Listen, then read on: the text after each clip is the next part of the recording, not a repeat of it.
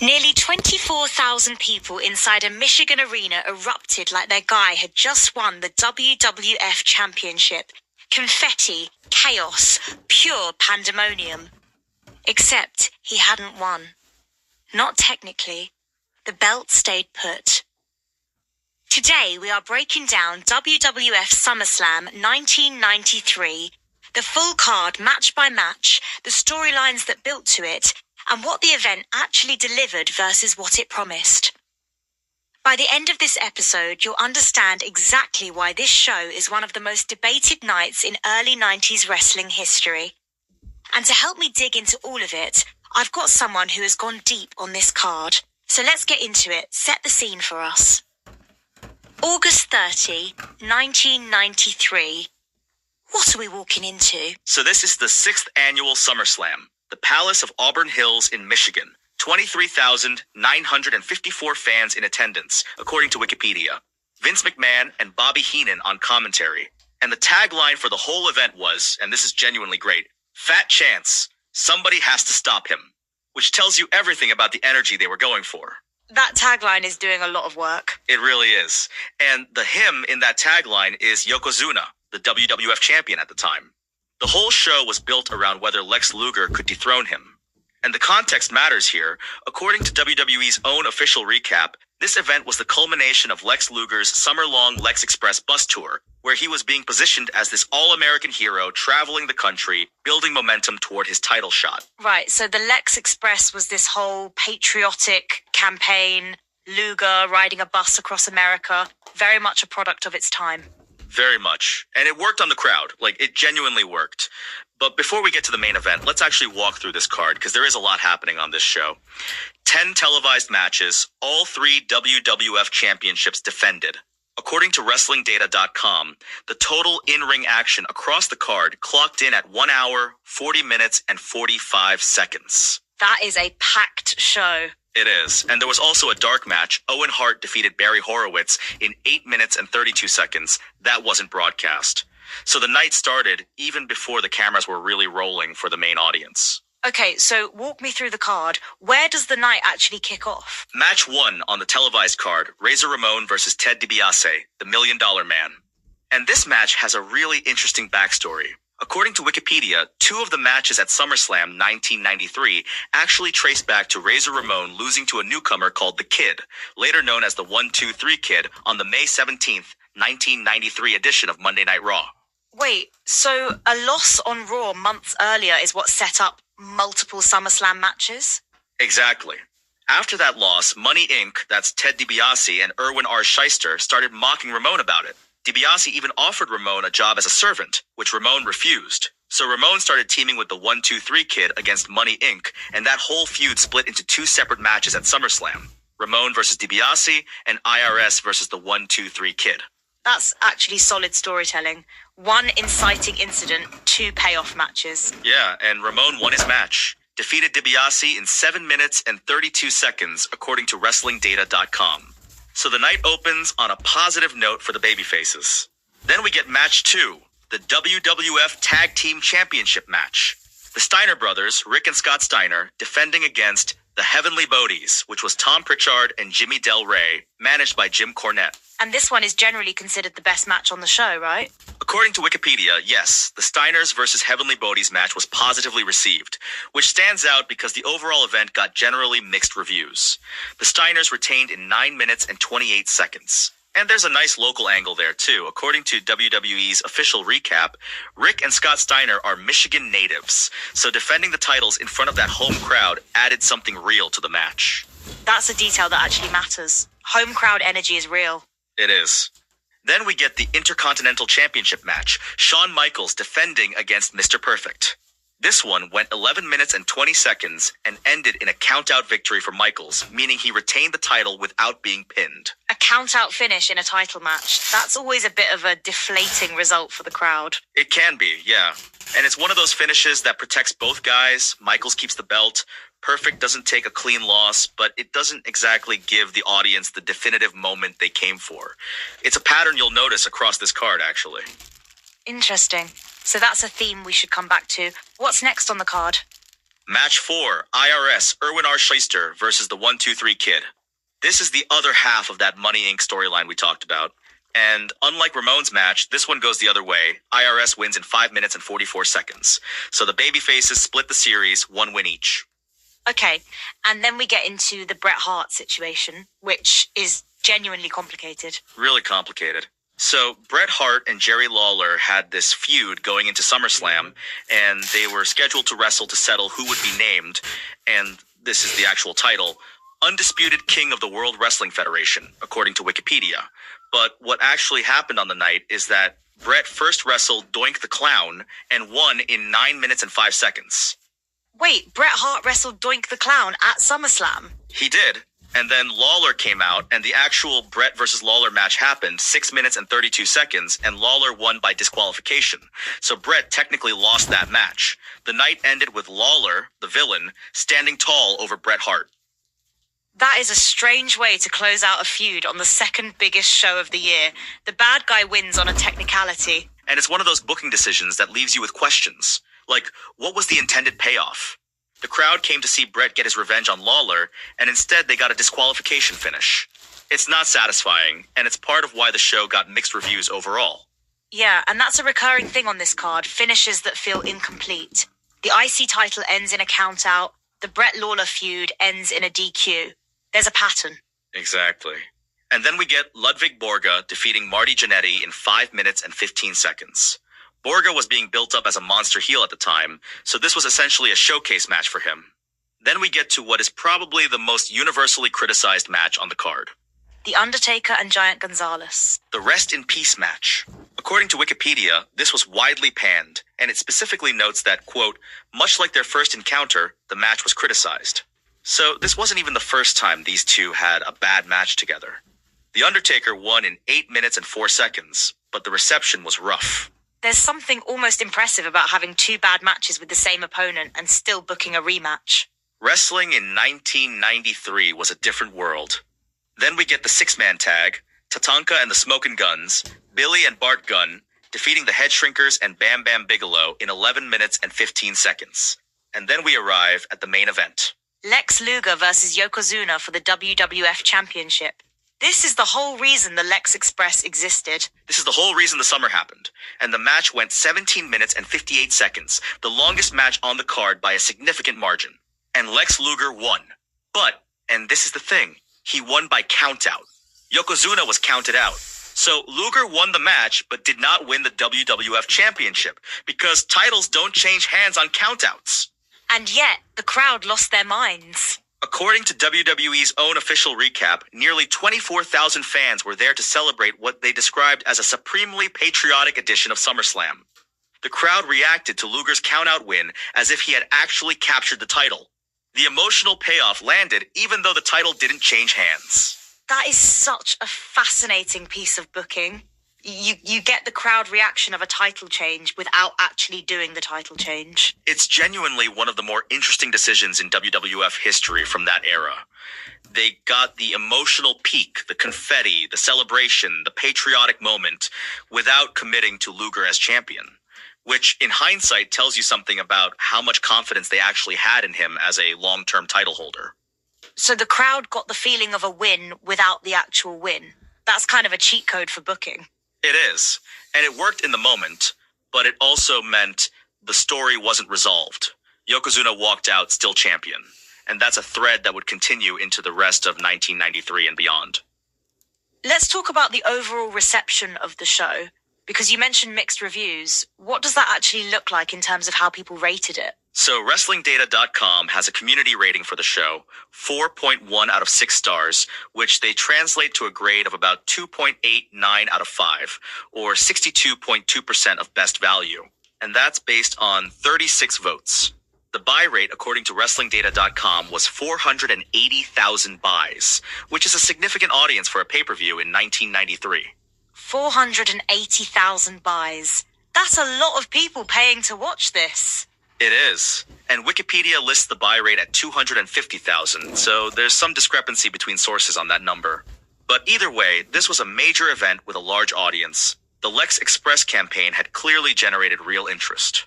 And SummerSlam itself, just to give people context, this isn't some minor show. This is one of the original 4 WWF pay-per-views. Right. According to Wikipedia, SummerSlam is one of the promotion's original 4 pay-per-views alongside WrestleMania, Royal Rumble, and Survivor Series, what they called the Big Four. And it's been considered WWE's second biggest event of the year behind WrestleMania. So the stakes for every SummerSlam are inherently high. Which makes the mixed reception of the 1993 edition sting a little more. When you're the second biggest show of the year, average isn't really good enough. That's a fair point, and I think the honest assessment is that the show had real highs, the Steiner's match, the main event atmosphere, and real lows, the Undertaker-Gonzalez match, the unresolved Brett Lawler situation. It's a show that delivered emotionally in places, but left a lot of questions unanswered. Let's dig into the Lex Luger situation a bit more, because I think it's the most interesting thing about this show. The Lex Express, what was that actually about? So the Lex Express was this summer-long promotional campaign where Luger traveled across America on a bus, building himself as the patriotic challenger to Yokozuna. And WWE's official recap describes it as a massive babyface campaign. The idea was to position Luger as the next Hulk Hogan, the all-American hero who would slay the foreign villain champion. And Yokozuna had beaten Hulk Hogan for the title at King of the Ring 1993, right? So there was already this narrative of the foreign villain defeating the American hero. Exactly. According to the Legacy of Wrestling site, at King of the Ring 1993 on June 13th, Yokozuna defeated Hogan to win the WWF title. And the way it happened was wild. A photographer on the ring apron gave Hogan a fireball to the face, leading to the title change. So Yokozuna's reign started with this controversial, chaotic moment, and the WWF needed a new American hero to chase him. And they chose Luger, who had actually been introduced earlier in 1993 as a villain, the Narcissist. Right. According to the Legacy of Wrestling, Luger was introduced at the Royal Rumble in January 1993 as the Narcissist, managed by Bobby Heenan. So within the same year, he went from villain to all-American hero. That's a significant character pivot, and it's part of why some fans never fully bought into the Luger babyface run. That's a lot to ask of an audience. Trust this guy who was a bad guy 6 months ago. And yet the crowd at SummerSlam went absolutely wild for him, which is a testament to how well the Lex Express campaign worked in the short term, even if the long-term story didn't fully pay off. So the show is doing this interesting thing where it's generating real emotional responses from the crowd, but not always delivering clean, satisfying resolutions. The IC title ends in a countout. The Brett Lawler feud ends in a DQ. The main event ends in a countout. Is that a deliberate strategy or just a lot of non-finishes? That's the question, isn't it? And I think the honest answer is probably both. Some of those finishes are clearly designed to protect talent. You don't want Mr. Perfect taking a clean pin from Shawn Michaels if you have future plans for Perfect. But the cumulative effect of multiple non-finishes on one show is that the audience can feel a little cheated by the end of the night. And the Undertaker-Gonzalez match is just its own separate problem. Yeah, that one doesn't have a booking excuse. Wikipedia is pretty direct about it, widely panned, and specifically notes it was similar to their first encounter, which was also criticized. Giant Gonzalez was a physically imposing figure, but the matches just didn't work. And putting that on a SummerSlam card was a risk that didn't pay off. Okay, so let's zoom out. When you look at the full card, 10 televised matches, all 3 titles defended, nearly 24,000 fans, what does SummerSlam 1993 actually represent in the bigger picture of that era? I think it represents a WWF that was in transition. Hogan had left, they were trying to build new stars, Luger was the experiment. And SummerSlam 1993 is the moment where that experiment got its biggest test. The crowd responded, the emotional peak was real, but the booking didn't fully commit. And that hesitation, that count-out finish instead of a title change, tells you something about where the company's confidence was. It's like they wanted the celebration without the responsibility of actually making Luger the champion. That's exactly it. And in hindsight, that caution was probably warranted.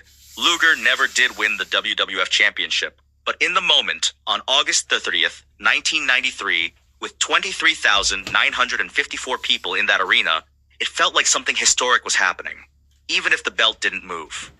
There's something almost poetic about that. The crowd experienced a championship moment that technically never happened.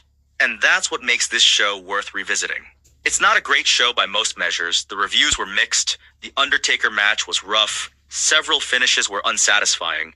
But the main event atmosphere and that Luger moment, that's genuinely memorable. The feeling was real, even if the result wasn't what the crowd thought it was. And the Steiners match holds up as a legitimate bright spot. Absolutely. The Steiners versus Heavenly Bodies is the match that critics and fans consistently point to as the in-ring highlight of the night. Rick and Scott Steiner defending in front of their home state crowd against a team managed by Jim Cornette. That's a well-constructed match with real stakes and a clean finish. It's the kind of match that reminds you what the undercard can be when it's working. So here's what I keep coming back to. This show had a buy rate in the hundreds of thousands, nearly 24,000 people in the building, and it still gets described as mixed. What does that tell you about what audiences were expecting from WWF in 1993? I think it tells you that the audience was hungry for something definitive. The Lex Express had built up this enormous expectation. This is the night America gets its champion back. And when the night ended with Yokozuna still holding the belt, even if Luger had technically won the match, there was an emotional gap between what was promised and what was delivered. The tagline was, "Somebody has to stop him." And at the end of the night, nobody had. Not officially. And that's the tension at the heart of SummerSlam 1993. It's a show that gave the crowd a moment to celebrate while technically leaving the status quo intact, which is either brilliant booking or a missed opportunity, depending on how you look at it. I lean toward missed opportunity, personally. If the crowd is that hot, that's the moment you pull the trigger. And a lot of wrestling historians would agree with you. The argument for the count-out finish is that it extends the story and keeps Yokozuna strong. The argument against is that you had lightning in a bottle with that crowd and you didn't use it. Once that moment passes, you can't recreate it. And Luger never did get that title shot payoff. He didn't. So in retrospect, SummerSlam 1993 was the peak of the Luger experiment. The crowd was never going to be that invested in him again.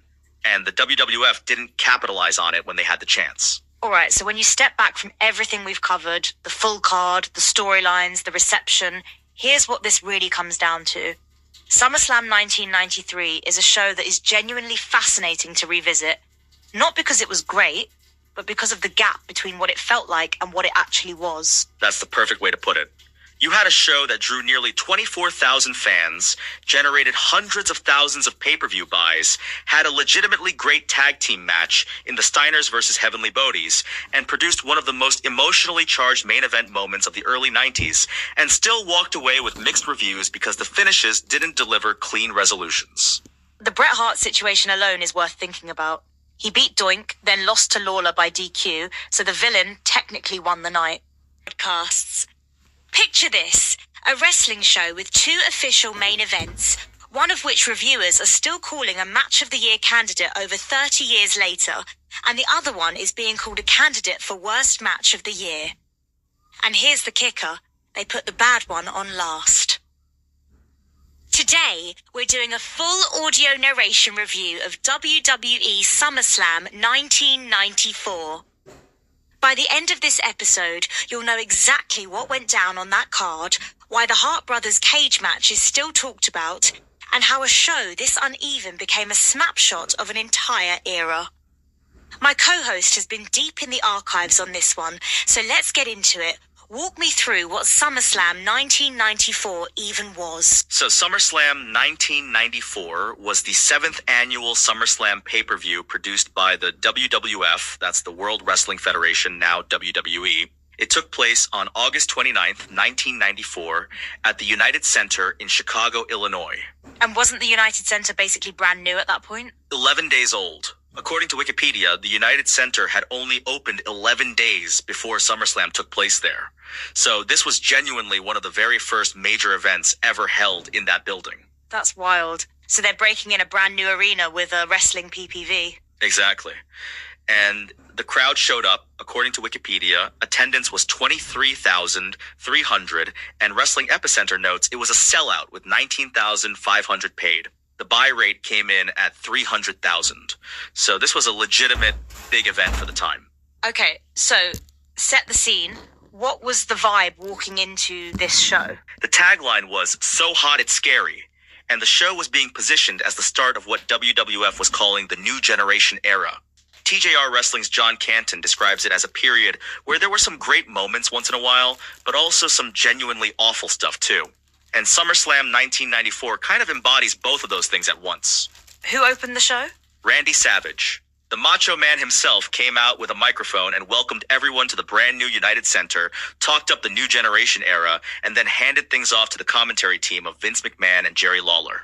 Savage as a host feels a little bittersweet in hindsight, right? Really bittersweet. According to TJR Wrestling, just 2 months after this show, Savage was gone from WWE entirely. He ended up in WCW in 1995 and never made his way back to WWE. So this was kind of one of his last major moments on a WWF pay-per-view, and he's just hosting, not wrestling. That's a rough way to go out. Okay, let's get into the actual card. How many matches were on this show? 8 total, including a dark match before the live broadcast. The dark match was Adam Bomb defeating Quang, which didn't air. Then the televised card had 7 matches, and the show had 2 official main events, which is itself kind of unusual. 2 main events. Okay, let's walk through the card from the top. The opening match was a tag team bout. Bam Bam Bigelow and Erwin R. Shyster, representing Ted DiBiase's $1 Million Corporation, against the Head Shrinkers, Fatu and Samu. According to Wrestling Epicenter, the match went about 7 minutes and ended in a disqualification when Afa, the Head Shrinkers manager, interfered and attacked Bigelow. A DQ finish to open a pay-per-view. That's not exactly the hot start you want. No, and the Da Wrestling site review by Scrooge McSuck calls it a very bleh match with a stupid finish. The context makes it even more deflating. The Head Shrinkers had been the tag team champions going into this show, but the night before SummerSlam, they dropped the titles to Shawn Michaels and Diesel. So the match that was supposed to be a title defense was already stripped of its stakes before it even happened. Oh, wow. So the whole premise of the match changed the night before. Exactly. And then you had the $1 Million Corporation as the heels, which according to the PW Torch audio review, had a generally negative effect on the show overall. DiBiase's stable was a big part of the 1994 WWF storylines, but it wasn't exactly setting the world on fire. All right, what came next? The Women's Championship match, Alundra Blaze defending against Bull Nakano, who was accompanied by Luna Vachon. According to Wrestling Epicenter, Blaze won at the 8:20 mark with a German suplex into a bridge after avoiding Nakano's leg drop off the top and knocking Luna off the apron. That actually sounds like a solid match. The Retro Wrestling Reviews podcast on Spotify specifically highlights it as a standout, and the PW Torch review touches on how different the women's division was then versus now, which is a whole conversation in itself. But yeah, Blaze and Nakano were genuinely good in the ring. Okay, then we get to the Intercontinental title match. That one had a pretty famous guest at ringside, right? Walter Payton. NFL Hall of Famer Walter Payton was in Razor Ramon's corner. According to Wrestling Epicenter, Razor Ramon defeated Diesel, who was the IC champion at the time, at the 15-2 mark to win the title. And the finish is genuinely chaotic. Shawn Michaels, who was in Diesel's corner, interfered behind the referee's back and accidentally super kicked Diesel. Then Payton physically prevented Michaels from breaking up Razor's pin. Wait, Shawn Michaels accidentally super kicked his own guy? That's exactly what happened. And according to Wrestling Epicenter, after the match, an angry Diesel stalked Michaels backstage. So you've got a title change, a celebrity moment, and the seeds of a Diesel-Michaels split all in one match. That's a lot of storytelling packed into 13 minutes. That's actually really good booking. Okay, what about the Tatanka and Lex Luger match? Because that storyline was wild. So, the whole setup going into this match was that Tatanka had been publicly accusing Lex Luger of secretly joining Ted DiBiase's $1 Million Corporation. And here's the thing. According to Wrestling Epicenter, before the match, it was announced that 54% of fans polled via the SummerSlam hotline actually believed Luger had sold out to DiBiase. More than half the fans thought Luger was the bad guy. Right. And then the match happens. Tatanka pins Luger at 6, 2 with a roll-up, while Luger is distracted by DiBiase at ringside with a bag of money. And then the swerve hits. Tatanka attacks Luger from behind, hits 2 Samoan drops, and hugs DiBiase. It was Tatanka who had secretly joined the corporation the whole time. So they completely flipped the story. The guy everyone suspected was actually innocent. It's a genuine swerve. Wikipedia confirms it. The storyline turned out to be a swerve, as Tatanka was revealed to have secretly joined the corporation. The PW Torch review actually discusses whether turning Tatanka heel instead of Luger was the right call, and it's a legitimate debate. Interesting. And then Jeff Jarrett versus Mabel? Jarrett defeated Mabel in about 5.5 minutes. The Retro Wrestling Reviews podcast on Spotify specifically calls it out, and I'm quoting here, yes, that match actually took place on a PPV. which kind of tells you everything you need to know about where that match landed in the overall quality of the card. That's a pretty damning quote. It really is. But then you get to the match that everyone who reviews this show agrees is the centerpiece. Bret Hart defending the WWF Championship against his brother Owen Hart in a steel cage. Okay, so give me the full context on this feud, because it didn't just start at SummerSlam. Not at all. According to TJR Wrestling, Owen had beaten Bret at WrestleMania 10 earlier that year. On that same night, Bret won the WWF Championship in a separate match. Then Owen won the King of the Ring tournament 2 months before SummerSlam. So Owen came into this match with real momentum. He had a legitimate claim that he was the better Hart brother. And the match itself, how long did it go? 32 minutes and 17 seconds, according to Wrestling Epicenter. Bret retained the title. But the story didn't end there. After the match, Owen and his brother-in-law Jim Neidhart attacked Bret. So even in defeat, Owen kept the feud alive. And how is that match regarded by reviewers? The PW Torch audio review with Greg Parks and Pitani specifically calls it a Match of the Year candidate. The OTRS Central YouTube review says, and this is a direct quote, Owen versus Bret was awesome and truly stands the test of time. And TJR Wrestling's John Canton, who reviewed the full show, makes it very clear this was the highlight of the entire card. So you've got a 32-minute Match of the Year candidate, and then they put something else on after it. They put the Undertaker versus Undertaker match on after it. And that is the decision that reviewers keep coming back to. TJR Wrestling's Canton literally writes, let's just say they picked the wrong match to go on last. Okay, so explain the Undertaker situation. Because there were two of them? So, the real Undertaker, Mark Calloway, had been off TV for about 7 months. According to TJR Wrestling, he lost to Yokozuna at Royal Rumble 1994 with the help of about a dozen other guys, and he had a legitimate back injury that needed time to heal. So they wrote him out of the storyline. And while he was gone, someone else showed up claiming to be the Undertaker? Exactly. Ted DiBiase brought in an imposter Undertaker. According to the Pro Wrestling Fandom Wiki, the imposter was portrayed by a wrestler named Brian Lee. So the main event of SummerSlam 1994 was the real Undertaker, managed by Paul Bearer, against this imposter, managed by DiBiase. And the real one won, I assume. The real Undertaker won at the 8:57 mark, according to Wrestling Epicenter. And according to the Pro Wrestling Fandom Wiki, the imposter did not appear in the WWF again after this. So it was a definitive ending to that storyline. But the match itself wasn't good.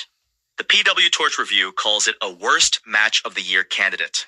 And when you think about it structurally, you've just watched a 32-minute emotional cage match between two brothers, and now you're watching two guys in the same costume try to out-Undertaker each other for 9 minutes. The crowd had nothing left to give. That's such a fascinating booking failure. The ingredients were all there for a great show, but the sequencing just undermined it. That's exactly it. And there's also this interesting production element. The show featured a running vignette with actors Leslie Nielsen and George Kennedy searching for The Undertaker throughout the night. According to Wrestling Epicenter, they even appeared in the aisle during the show and were introduced to the crowd by Vince McMahon. It was a whole comedic bit woven into the PPV. Leslie Nielsen, the Naked Gun guy, was at SummerSlam 1994? He was there. And a giant shadow of The Undertaker appeared behind them on the entranceway door, and by the time they turned around, it was gone. It's very on-brand for mid-90s WWF. They were leaning into this almost campy cinematic storytelling. Okay, so stepping back, what does this show represent in the bigger picture of WWF in 1994? It's genuinely a transitional moment. The Da Wrestling Site review calls it the first show of the new generation era. The old guard, guys like Savage, Piper, were being phased out or sidelined, and you can see the future of the company starting to emerge. Diesel, Shawn Michaels, Razor Ramon, Bret Hart.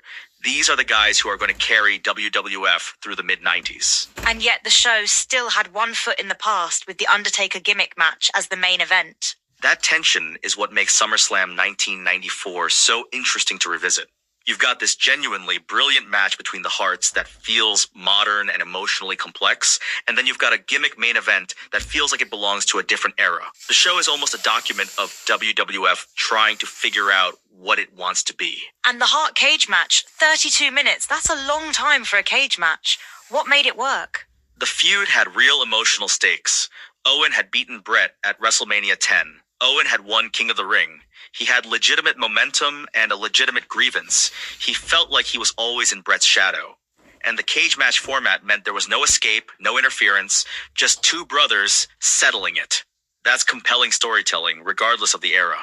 And even after Brett won, the feud kept going because Owen and Neidhart attacked him post-match. Right. According to Wikipedia, the storyline feud escalated after Owen and his brother-in-law, Jim Neidhart, attacked Brett after the match. So Brett won the battle, but the war wasn't over. That's good long-term booking. Let me ask you something. If you're a fan watching this show live in 1994, what's your experience? Like, are you satisfied at the end of the night? Honestly, probably mixed.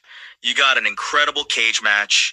You got a genuinely fun IC title change with a celebrity cameo and a storyline twist.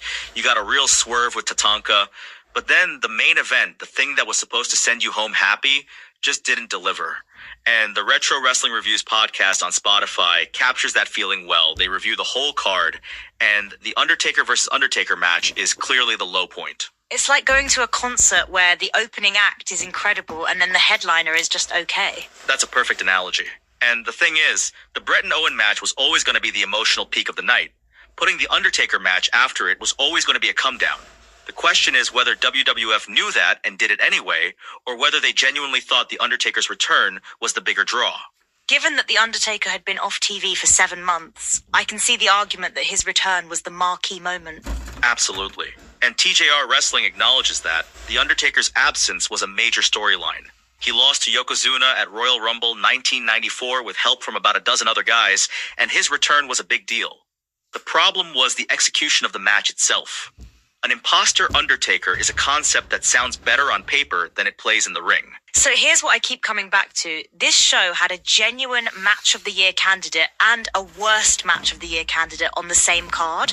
That's a pretty extreme range. And that range is exactly what TJR Wrestling's John Canton is describing when he talks about the mid-90s WWF period. Great moments once in a while, but also some awful stuff too. SummerSlam 1994 is almost a perfect encapsulation of that. It's not a great show overall, but it has a great match on it. And the buy rate of 300,000, was that good for the time?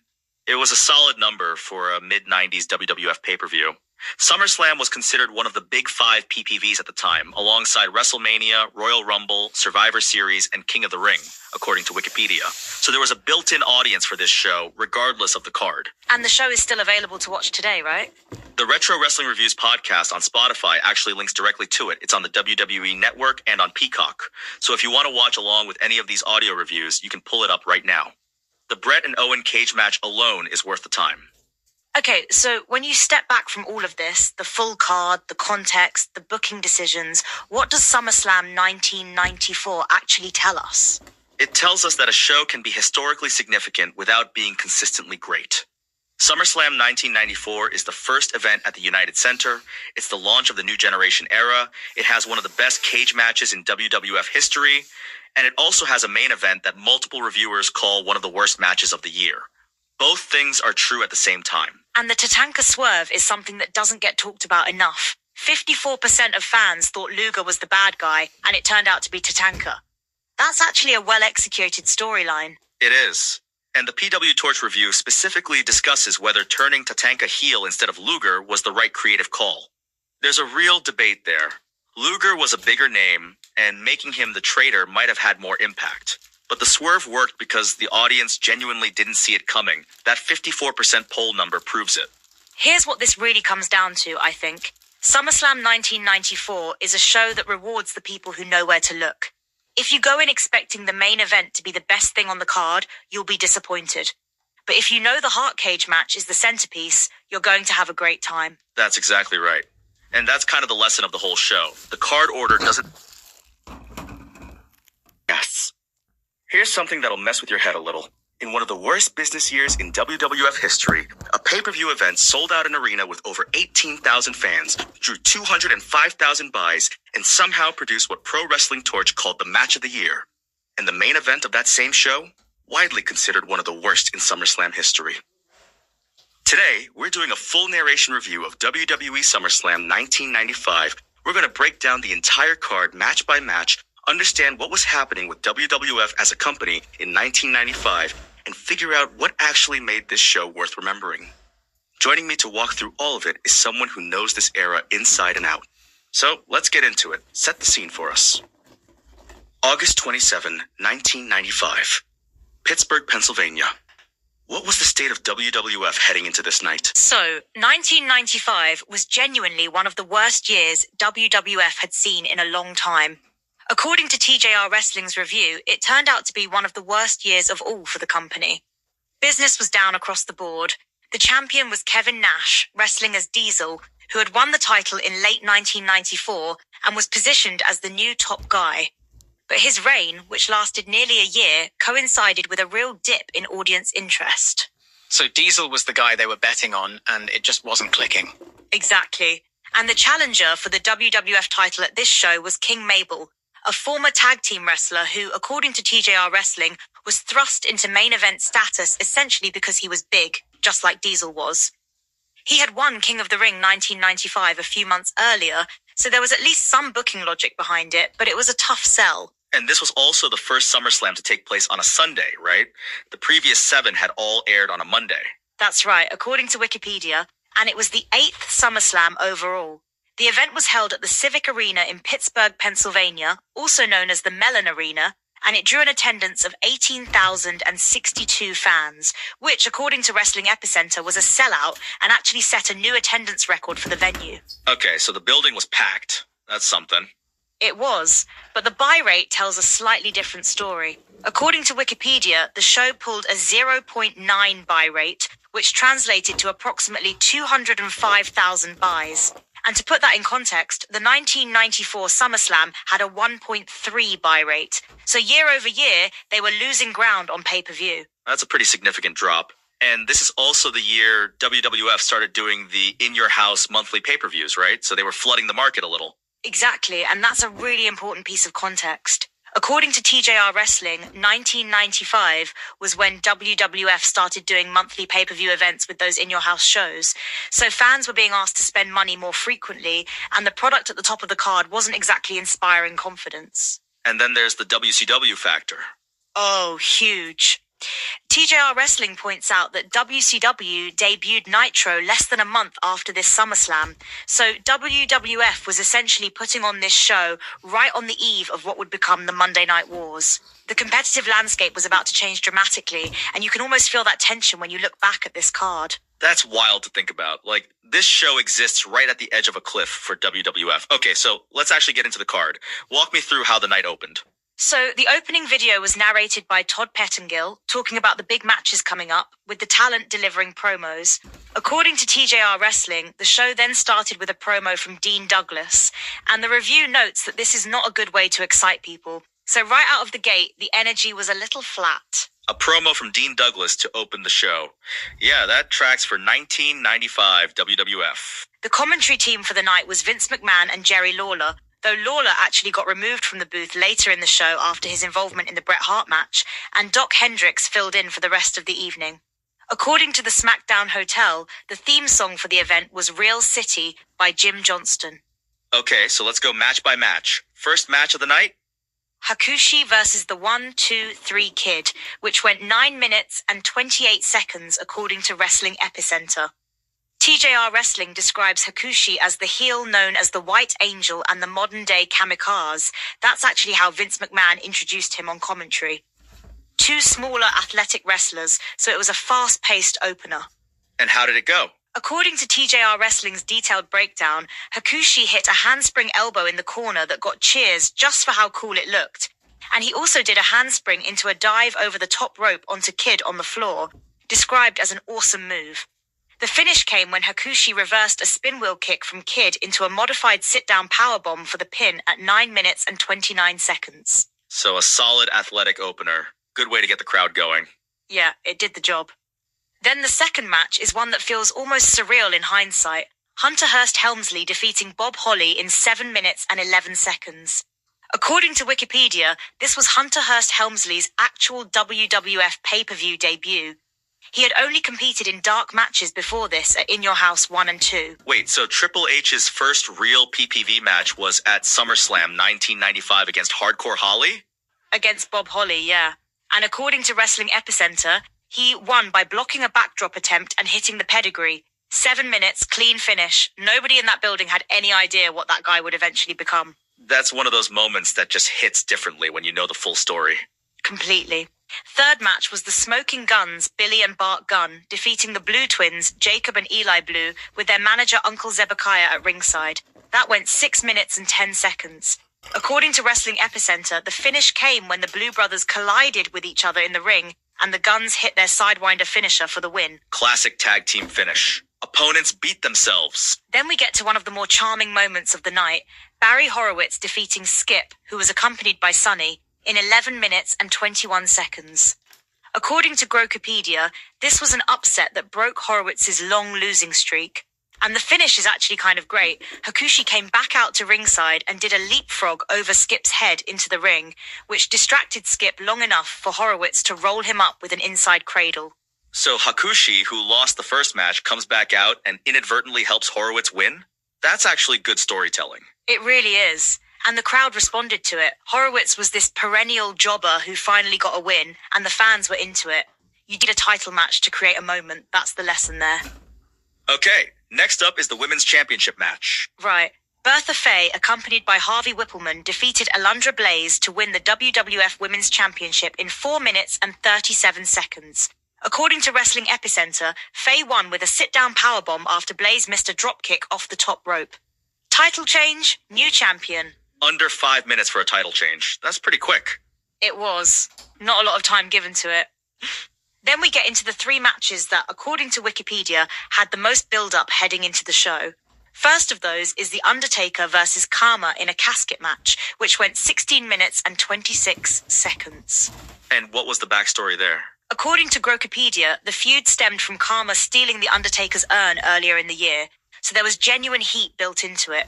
The Undertaker, accompanied by Paul Bearer, defeated Karma, who had Ted DiBiase in his corner, following a tombstone. 16 plus minutes in a casket match is a long time, but the stipulation gave it stakes. Okay, and then Bret Hart versus Isaac Yankem. Bret Hart versus Isaac Yankem DDS, and that DDS stands for Doctor of Dental Surgery, because Yankem was a deranged dentist character. This was actually Yankem's in-ring debut, according to Wrestling Epicenter. The match went 16 minutes and 8 seconds and ended by disqualification when Jerry Lawler interfered, and the two of them tied Bret Hart's head between the ring ropes and began choking him. So Bret Hart wins by DQ, but gets choked out in the process. And then Lawler gets pulled from commentary. Exactly. According to Wrestling Epicenter, after that match, Doc Hendricks filled in for Lawler at the commentary table for the rest of the show. And the feud itself was rooted in Hart's ongoing rivalry with Jerry Lawler. Yankem was essentially Lawler's hired muscle. According to Grokopedia, it was a personal feud fueled by that Hart-Lawler dynamic. All right. And now we get to the match that everyone remembers this show for. The WWF Intercontinental Championship ladder match, Shawn Michaels defending against Razor Ramon. 25 minutes and 3 seconds, according to Wrestling Epicenter. And this was a rematch. According to Grokopedia, it was a highly anticipated rematch from their encounter at WrestleMania X. So they had already done a legendary ladder match at WrestleMania X, and now they're doing it again at SummerSlam. That's a lot of pressure to live up to. Enormous pressure. And according to Wrestling Epicenter, the finish came when Michaels avoided a razor's edge attempt and backdropped Ramon to the floor, then climbed the ladder to retrieve the belt and retain the Intercontinental Championship. And after the match, this is a detail I love, Razor handed Michaels the title belt and the two shook hands. That's a classy ending. Mutual respect after a war. And the recognition followed. According to Wrestling Epicenter, that ladder match was named Pro Wrestling Torch's Match of the Year. On a show that had real problems at the top of the card, Shawn Michaels and Razor Ramon delivered something that transcended the event around it. That's kind of remarkable when you think about it. The show's best match isn't the main event. It's not even close to the main event. And that's actually a really telling sign of where WWF was in 1995. The workers who could deliver, Shawn Michaels, Bret Hart, as TJR Wrestling notes, were saving the show. But the main event picture was a different story entirely. Which brings us to the main event. Diesel versus King Mabel. WWF Championship match. Diesel defending against King Mabel, who had Sir Mo in his corner. 9 minutes and 15 seconds. According to Wrestling Epicenter, the finish came when Lex Luger attacked Mo and ran him from ringside, and then Diesel pinned Mabel with a forearm off the second rope to retain the title. So the main event needed outside interference to even get to a finish, and it went 9 minutes. 9 minutes and 15 seconds for the WWF Championship match at SummerSlam. The ladder match went 25 minutes. That contrast tells you everything. According to the We Are Pro Wrestling YouTube review, the main event is described as an all-time terrible main event, their words. And TJR Wrestling's review describes Mabel as a former tag wrestler thrust to main event status because he's big, just like Diesel was. Two big guys, neither of whom was really connecting with the audience at that level, in a 9-minute match that needed a run-in to end. That's rough. It really is. And it's a reflection of the booking philosophy at the time, size over everything else. Mabel had won King of the Ring 1995, so there was at least a logical path to the title shot, but the match itself didn't deliver. According to Wikipedia, Diesel retained by pinning Mabel after a clothesline off the second rope, though Wrestling Epicenter specifies it as a forearm off the top. So when you step back from the full card, 9 matches, 3 hours according to the SmackDown Hotel, what does SummerSlam 1995 actually represent? It's a show that is almost perfectly split down the middle. You have the ladder match, which is genuinely all-time great. You have the Horowitz upset, which is a crowd-pleasing underdog moment.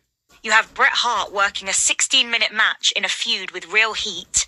And then you have a main event that the audience wasn't invested in and a women's title match that got under 5 minutes. It's like 2 different shows stitched together. Exactly.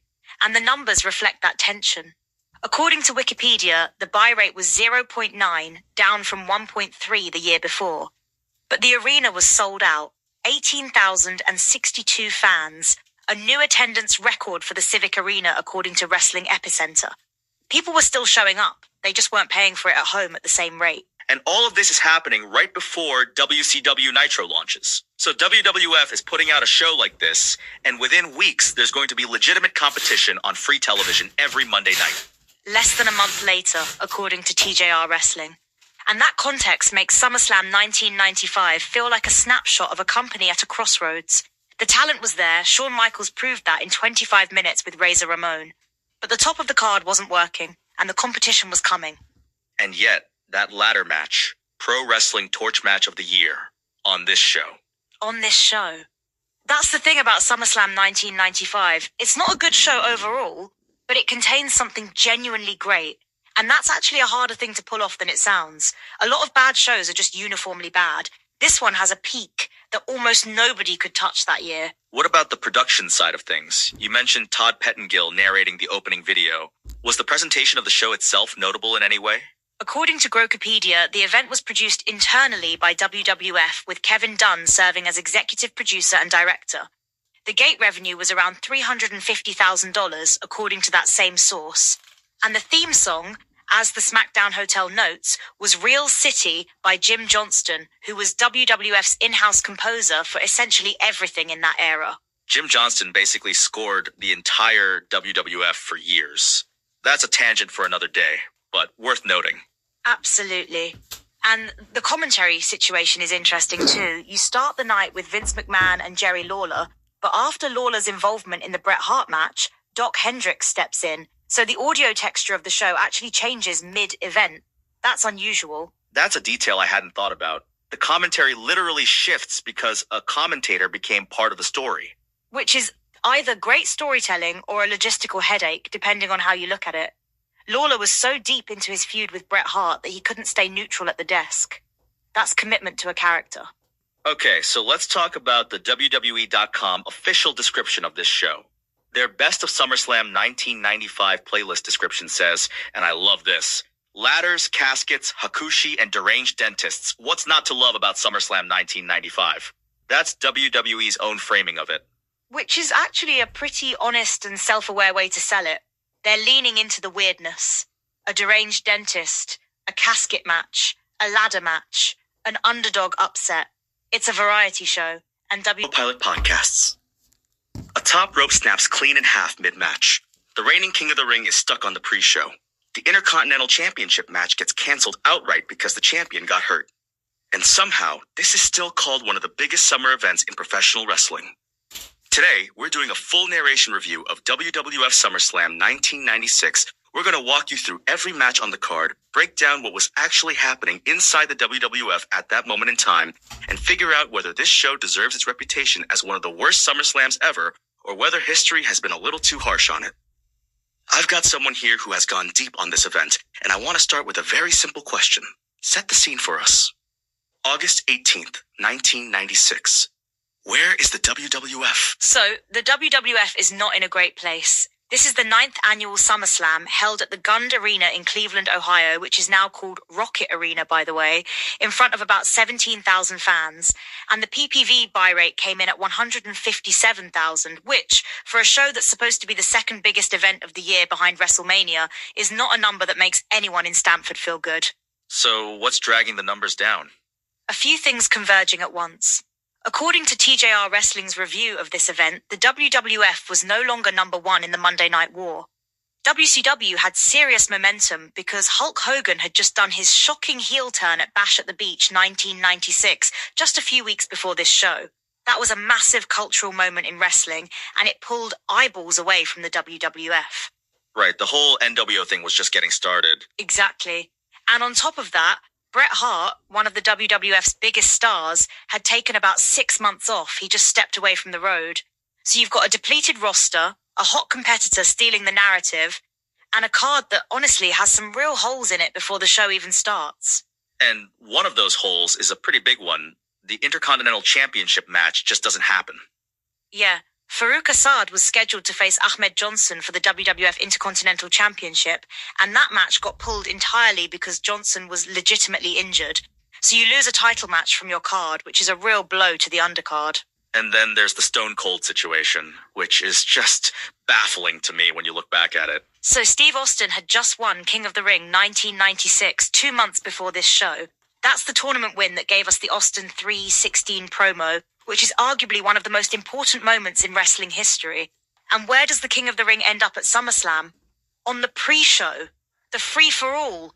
Not even on the main card. Wait, so the guy who just delivered one of the most iconic promos in wrestling history is on the kickoff show? On the kickoff show, in a match against Yokozuna that lasts 1 minute and 52 seconds.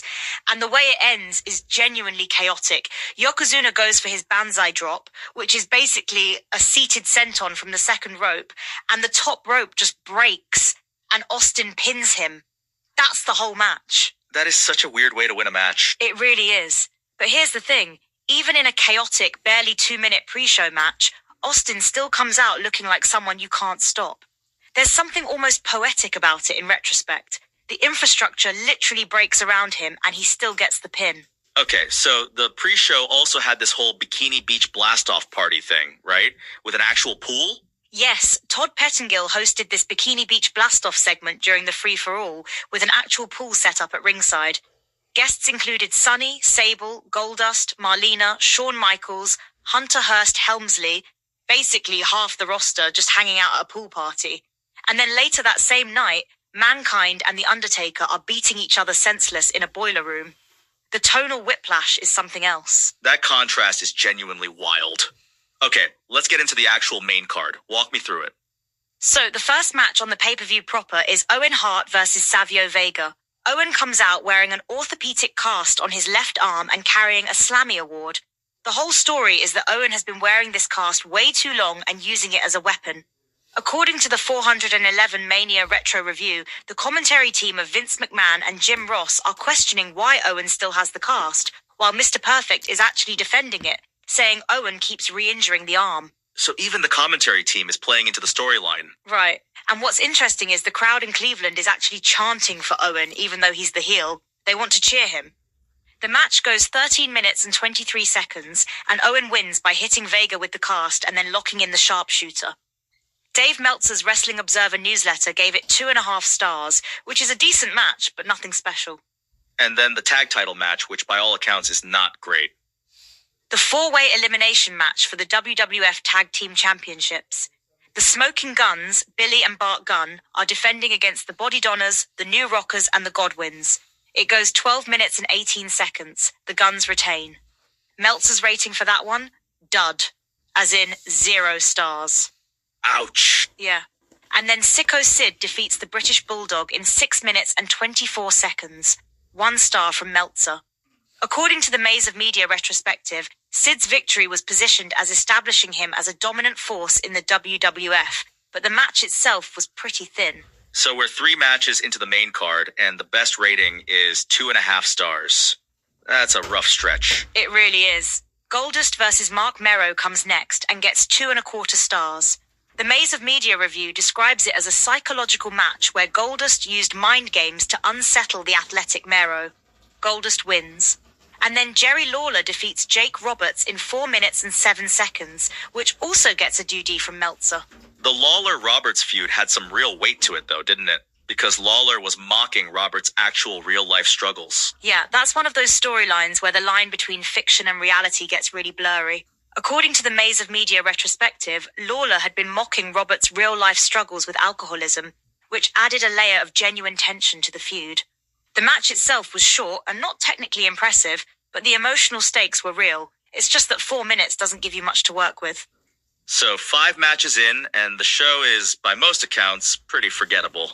And then everything changes. And then everything changes. Because match number 6 is the Boiler Room Brawl between Mankind and The Undertaker. And this is genuinely historically significant. According to Grokopedia's fact-checked entry on this event, this was the debut of the Boiler Room Brawl stipulation.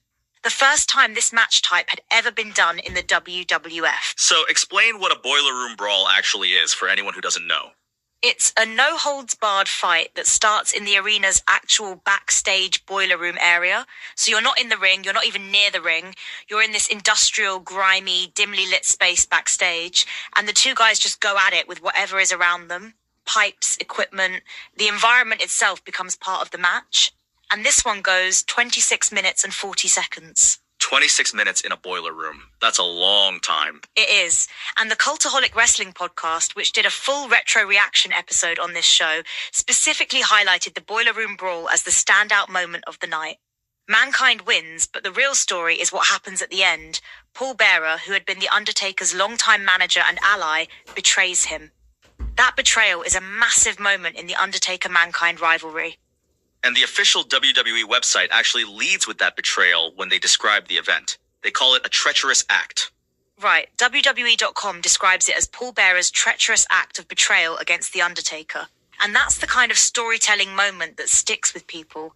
It's not just a match result, it's a character shift that changes the entire dynamic of one of the biggest feuds in the company. Okay, so the Boiler Room Brawl saves the show from being a complete disaster, and then you've got the main event. Shawn Michaels defending the WWF Championship against Vader. And according to TJR Wrestling's review by John Canton, this was considered something of a dream match for a lot of fans at the time.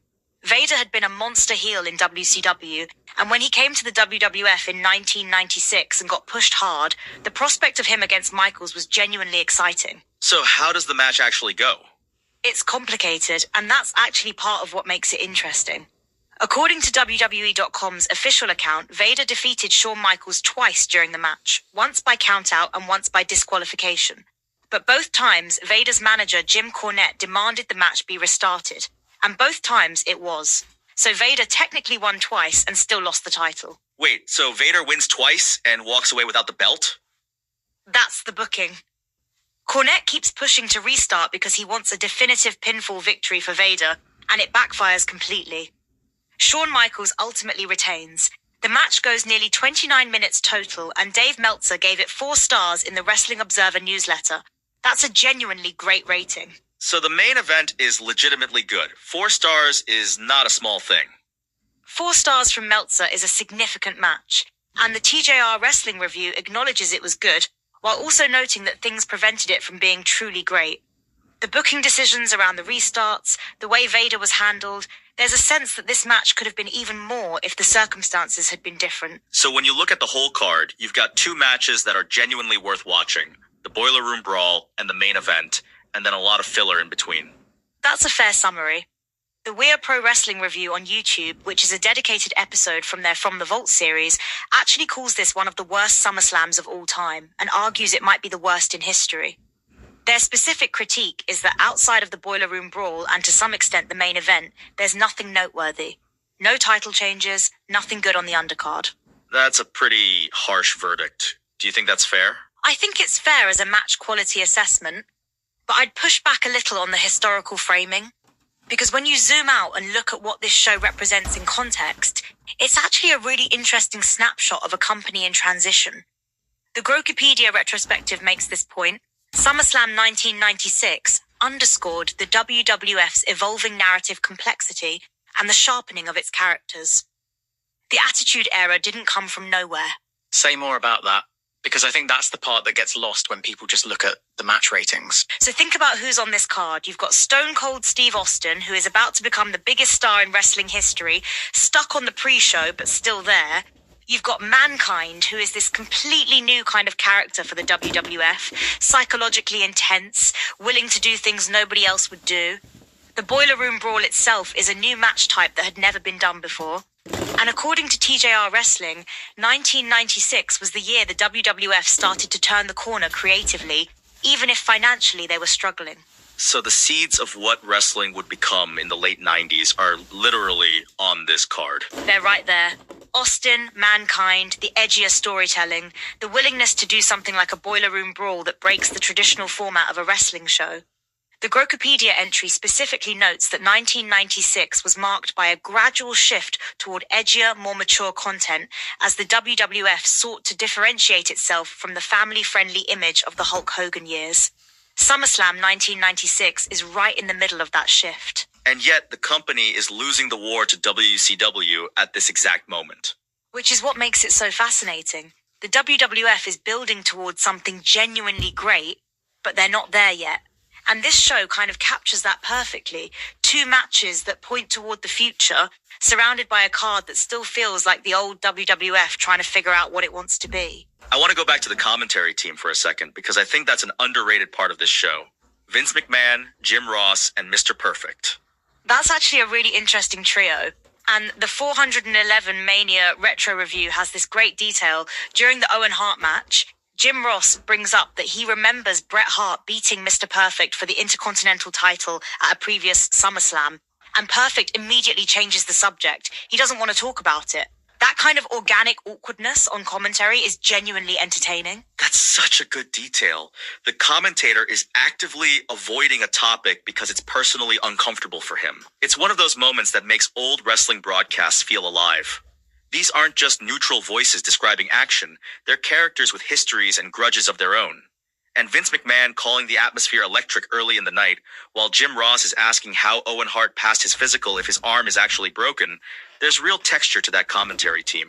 Okay, I want to ask you something that might be a little controversial. The Vader situation in the main event, is that bad booking, or is there actually a logic to it? That's a genuinely good question.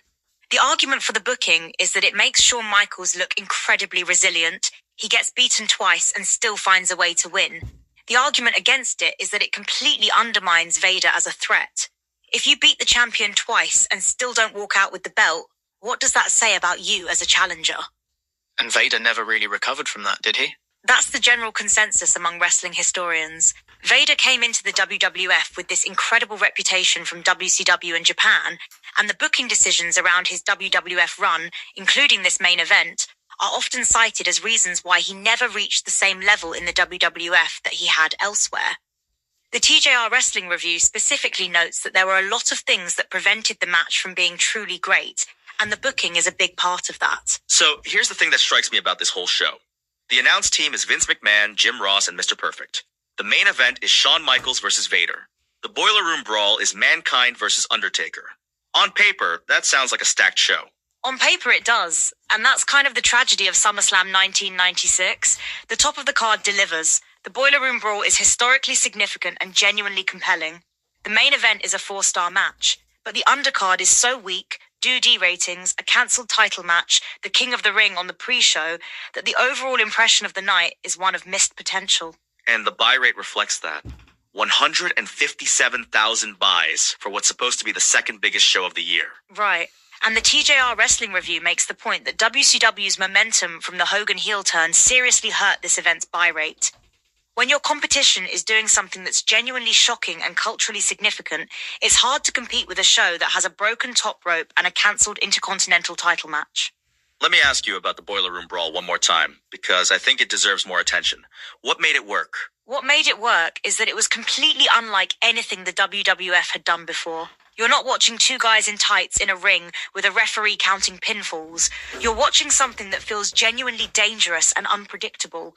The environment is part of the match, and Mankind as a character was perfectly suited for that kind of chaos. He's someone who seems to thrive in pain and disorder. And then Paul Bearer turns on Undertaker at the end. Which is the moment that elevates the whole thing from a good match to a genuinely memorable event. According to WWE.com's official account, the Boiler Room Brawl ended with that treacherous act of betrayal by Paul Bearer.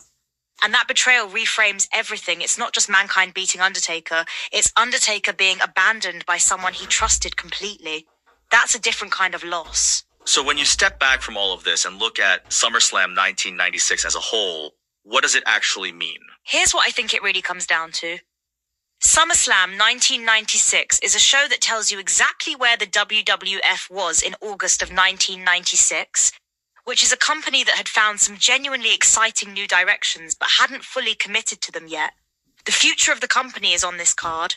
Austin is there, Mankind is there, the edgier storytelling is there, but so is a four-way tag match that gets a dud and a King of the Ring winner on the pre-show. It's like watching a company in the middle of becoming something. That's exactly it. And that's actually what makes it worth revisiting. Not because it's a great show, by most measures it isn't, but because it's a document of a specific moment in wrestling history when everything was about to change, and you can see the pieces being moved into position. The Grokipedia retrospective actually puts it well. They say the event contributed to the WWF's momentum heading into the latter half of the decade, which is a generous read, but not an inaccurate one. It's not inaccurate. The Attitude Era doesn't happen without the groundwork being laid in 1996. And SummerSlam 1996 is part of that groundwork, even if it's a bumpy, uneven part of it. So what's the verdict? Is this the worst SummerSlam ever, like some reviewers claim, or is that too harsh? I think the worst ever label is too harsh, but I understand where it comes from. If you're judging purely on match quality and card depth, the undercard is genuinely weak. But if you factor in historical significance, the first Boiler Room Brawl, the Paul Bearer betrayal, a 4-star main event, Stone Cold Austin on the card, even if it's the pre-show, there's more here than the DUD ratings suggest. And the context matters. A show doesn't exist in a vacuum. Exactly. A show that happens when your company is losing a war, your biggest star has taken 6 months off, your Intercontinental title match gets cancelled, and your competition just did one of the most shocking moments in wrestling history. That show is going to have problems. The miracle is that the top 2 matches delivered at all. So here's what this really comes down to. SummerSlam 1996 is a show of 2 very different halves. The undercard is a genuine slog, a canceled title match, a King of the Ring on the pre-show, multiple matches that critics rated at 0 stars. But the top of the card? A historically significant first ever Boiler Room Brawl that ends with one of the most memorable betrayals in WWF history and a 4-star main event between Shawn Michaels and Vader that went nearly 29 minutes. And the real takeaway is what this show tells us about the WWF in 1996. A referee accidentally knocked out the WWF champion with a chair and then was forced to count the pinfall anyway. That is not a storyline pitch. That is what actually happened at SummerSlam 1997. Today, we are breaking down the full event known as Heart and Soul, the complete match card, the jaw-dropping real-life drama happening behind the curtain, and exactly why this one night is considered the hinge point between 2 completely different eras of professional wrestling. By the end of this episode, you will understand what made this show so chaotic, so consequential, and honestly so unforgettable. Joining me to walk through every bit of it is someone who has gone deep on this event, and I want to start right at the top. Set the scene for us. What was the state of WWE heading into August 3rd, 1997? So, the WWF in the summer of 1997 was genuinely in the middle of a creative transition. According to TJR Wrestling's review by John Canton, this was a time when WWE was really starting to turn a corner. It wasn't showing yet in terms of money, but if you were watching regularly in 1997, you could feel something building. There was more excitement that year than in the 5 years before it. So it was one of those moments where the product was ahead of the business results. Exactly. And the roster was slowly building up a young group of talent that would eventually lead the company to massive success. But in August of 97, they were still in that in-between space, the new generation era winding down, the attitude era not quite there yet. And this show had a subtitle, right? It wasn't just called SummerSlam. Yeah, it was officially marketed as SummerSlam, Heart and Soul. According to Wikipedia, it was the 10th annual SummerSlam PPV, held on August 3rd, 1997 at the Continental Airlines Arena in East Rutherford, New Jersey. The attendance was 20,213 people, and the buy rate came in at 235,000. 235,000 buys. That is a significant number for that era. It is, especially when you consider SummerSlam is one of WWE's original 4 pay-per-views alongside WrestleMania, Royal Rumble, and Survivor Series. It was considered one of the big 5 PPVs at the time, along with King of the Ring. So the stakes for this show were always high. Okay, before we get into the main event drama, and there is a lot of it, let's actually walk through the full card, because I think people forget this show had 7 matches, not just the one everyone talks about. Right, and the card is actually pretty stacked for the era. According to WWE's official results page, the show opened with a steel cage match, Mankind defeating Triple H. Then Goldust defeated Brian Pillman. The Road Warriors defeated the Godwins. British Bulldog Davey Boy Smith defeated Ken Shamrock by disqualification for the European Championship. Los Boricuas defeated the Disciples of Apocalypse in an 8-man tag. Then Stone Cold Steve Austin defeated Owen Hart for the Intercontinental Championship, and the main event, Bret Hart defeating The Undertaker for the WWF Championship with Shawn Michaels as special guest referee. That is a full night. And the cage match opener, Mankind versus Triple H, that sounds like it was genuinely brutal. Thomas Hall's review on 411 Mania goes into real detail on it. It was escape-only rules, Chyna was at ringside with Helmsley, and the match was described as these two just demolishing each other. At one point, Chyna literally slammed the cage door on Mankind's head, which Hall noted looked brutal. Mankind eventually won, but it was a war to get there. And this was described as the big finale of a long feud between those two, right? Exactly. According to 411 Mania, they had been feuding for a long time, and this was meant to be the blow-off. And it delivered on that front. It set the tone for the rest of the night. Okay, I have to ask about something completely wild that I came across in the Wikipedia entry for this show. There was $1 million contest? Oh yeah, this is one of those details that just makes 1997 feel like a completely different universe. According to Wikipedia, the event included the culmination of a contest done in partnership with Discovery Zone, a $1 million prize, and nobody won it. There were several attempted calls where nobody was home, and the contest ended after a potential winner failed to guess the proper key to a casket containing the prize money. A casket at a wrestling show with $1 million inside that nobody won. Peak late 90s television, honestly. And apparently the show also opened with the Star-Spangled Banner, which reviewers found a bit jarring. Yeah, Hall's review on 411 Manana specifically called it out. The anthem played with no introduction or context, just cold. He described it as a kind of odd way to go. And then the opening video package was this black and white piece about how Bret Hart is a fallen hero who hates everyone around him, how Undertaker is tormented by his past, how Shawn Michaels might still be champion if things were fair. No other matches were even mentioned in that package. So the entire framing of the show was built around those 3 guys? Completely. And that framing makes sense when you understand the actual storyline going in. According to Wikipedia, the featured rivalry heading into the event involved WWF champion, The Undertaker, and Bret Hart. On the July 7th episode of Raw is War, Hart was announced as the #1 contender for the WWF Championship. And Bret had a very specific stipulation attached to his challenge, right? He did. According to TJR Wrestling, Bret Hart claimed that if he didn't win the belt, he would never wrestle in the United States again. And because the show was in New Jersey, and Bret was doing this anti-American heel character with the Hart Foundation at the time, the crowd was absolutely going to be against him. The Undertaker was already beloved, and this stipulation made him even more of a fan favorite going in. So Bret is playing the villain who hates America in New Jersey with his career on the line. That is a lot of pressure on one match. And then you add Shawn Michaels into the equation as the special guest referee, and the pressure becomes almost unmanageable. According to TJR Wrestling, Michaels wasn't in a match for the show, so he asked to be the referee. His wish was granted, but with a condition. If he did anything to cost Hart the match, he would also not be allowed to wrestle in America. Wait, so both Brett and Shawn had their American careers on the line in the same match? Exactly. And here is where it gets really layered, because the heat between Brett and Shawn was not just a storyline. According to TJR Wrestling, they had a genuine pull-apart fight in the locker room in June 1997.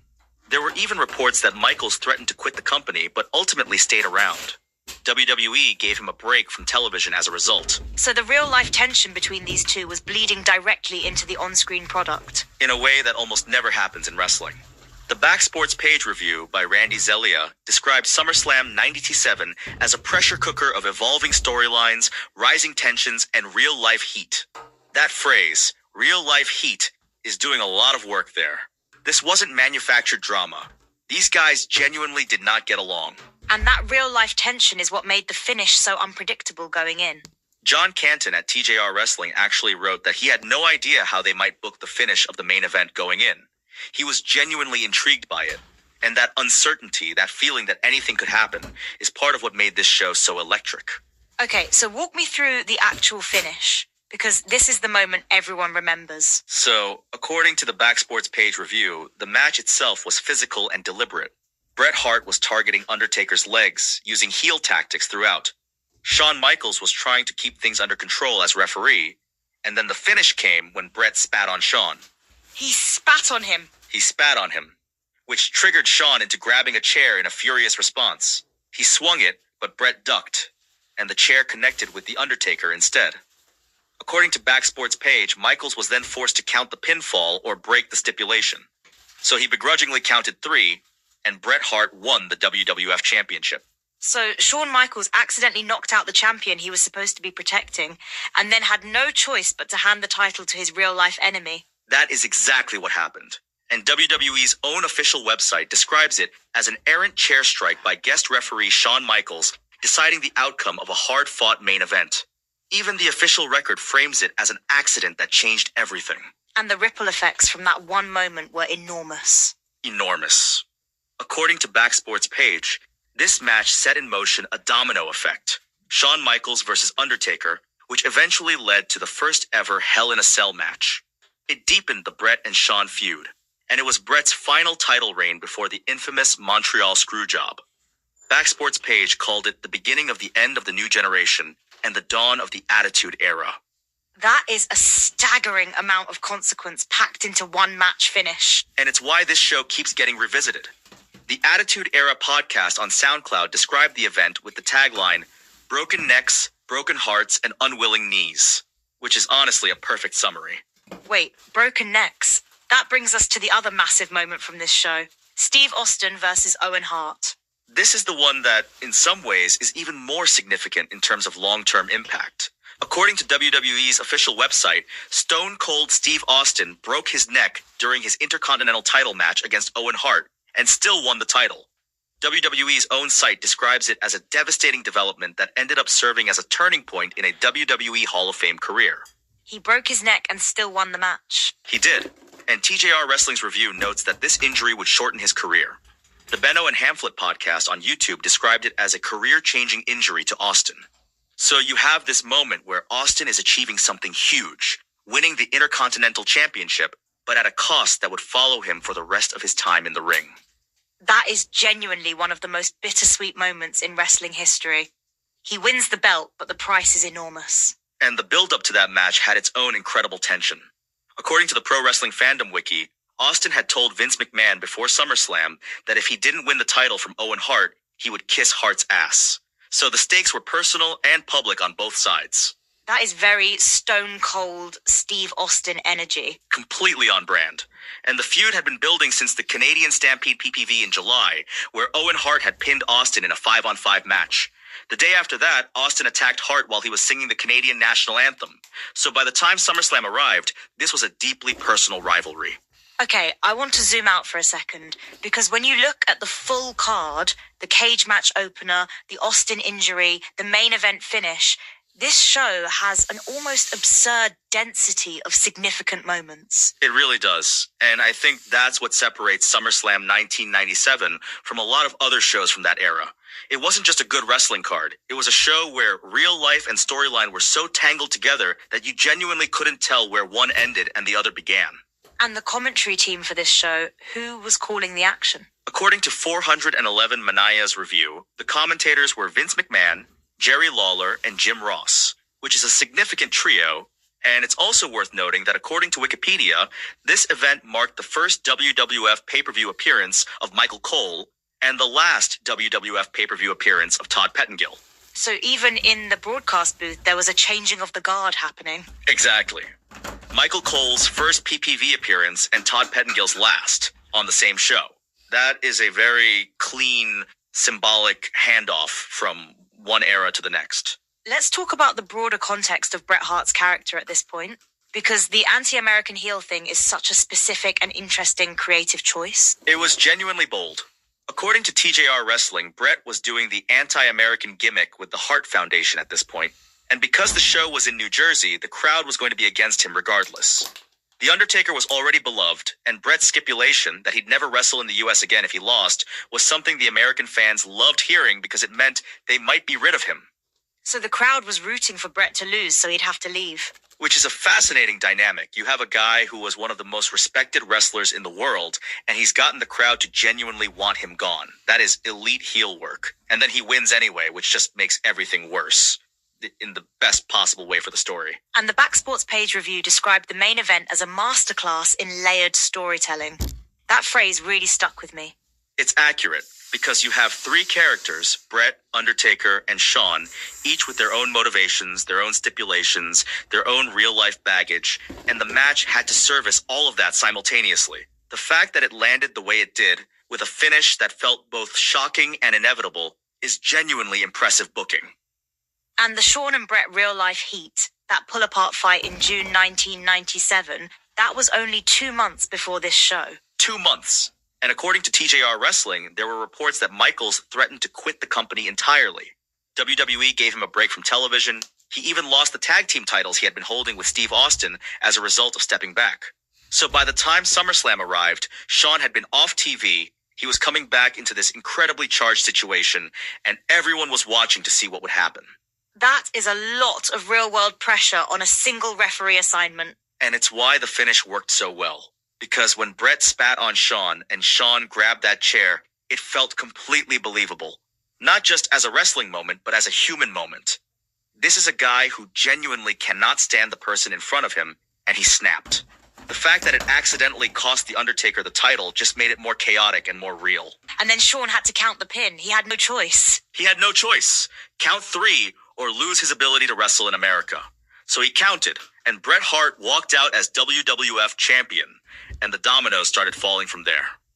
The New to Wrestling podcast on YouTube, Xavier and Kelsey Silver, they reviewed this show and described it as one of WWE's most memorable pay-per-views.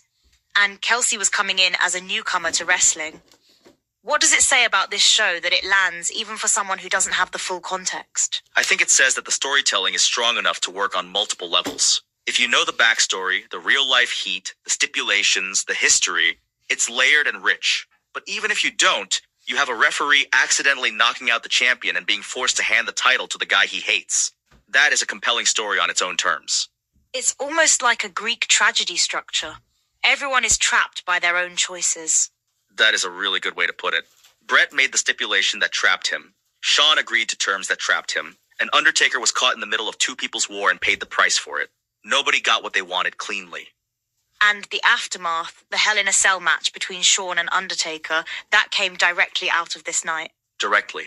According to Backsports page, the finish of SummerSlam 97 set in motion the HBK versus Taker feud that eventually produced the first ever Hell in a Cell match. So this one errant chair shot created one of the most iconic match types in wrestling history.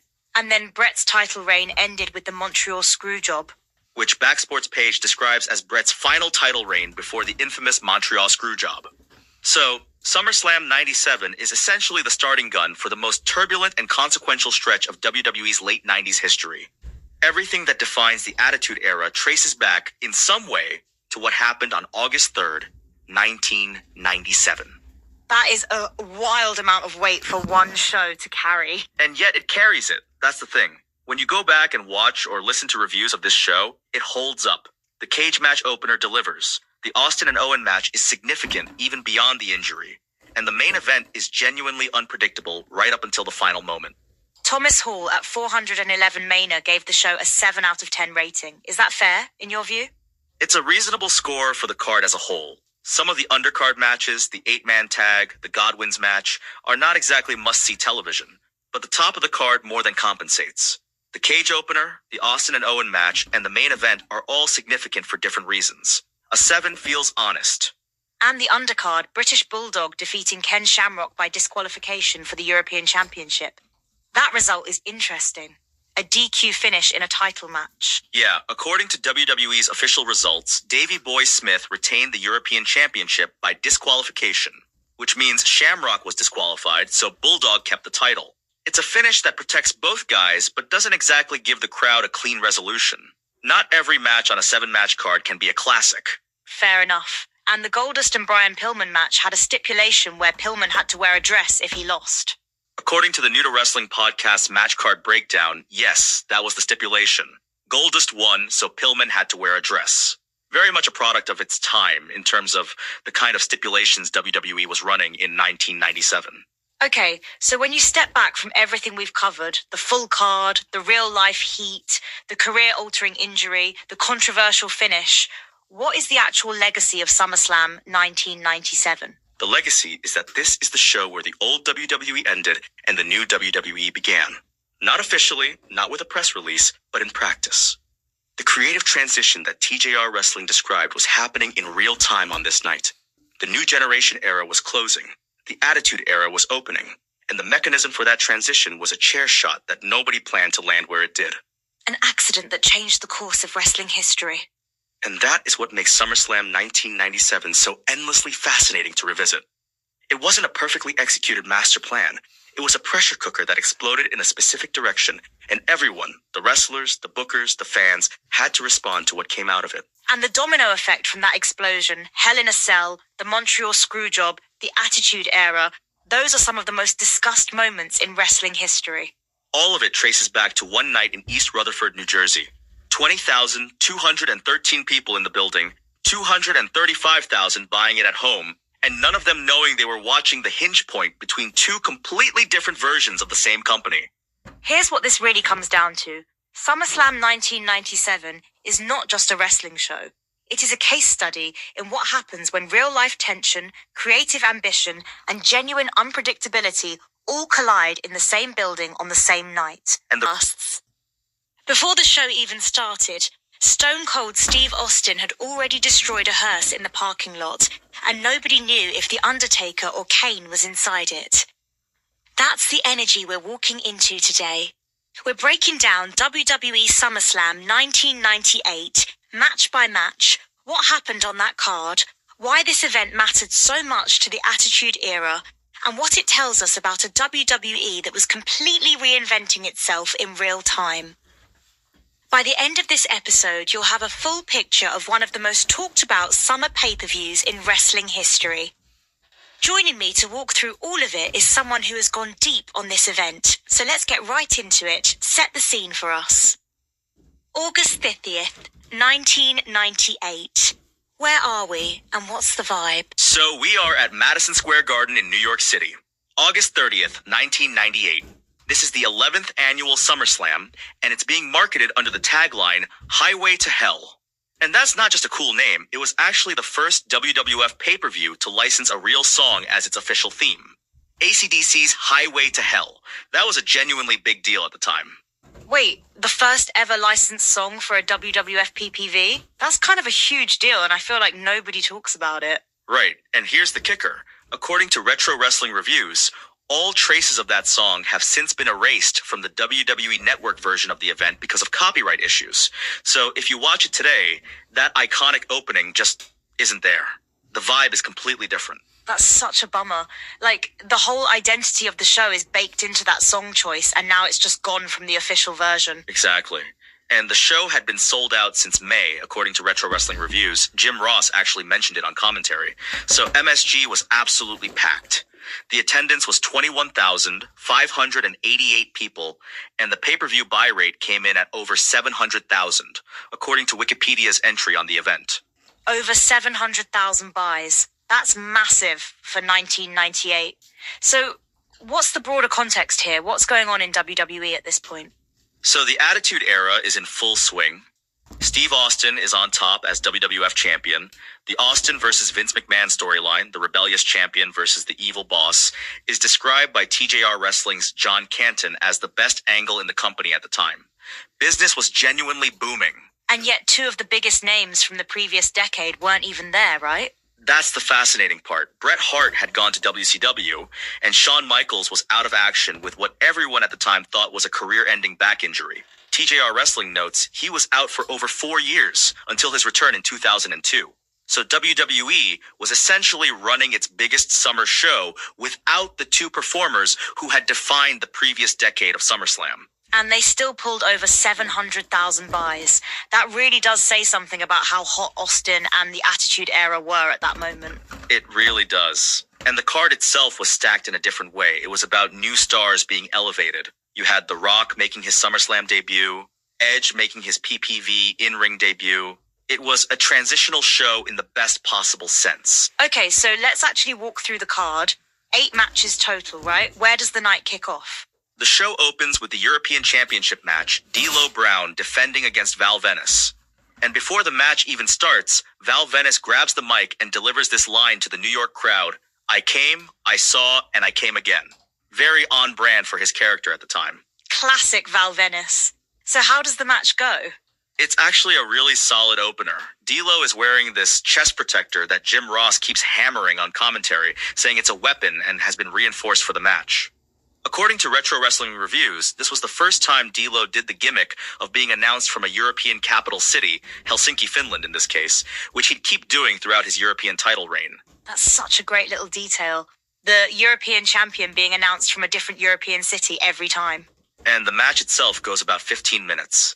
They trade big moves back and forth. D'Lo hits what Retro Wrestling Reviews notes is the first appearance of his running powerbomb, which would become one of his trademarks. But the finish is a bit of a mess. Val Venis shoves the referee and gets disqualified, so D'Lo retains the title. A DQ finish in the opener. That's always a bit of a deflating way to end a match. Yeah, Da Wrestling Site's review by Samoa Rowe puts it pretty bluntly.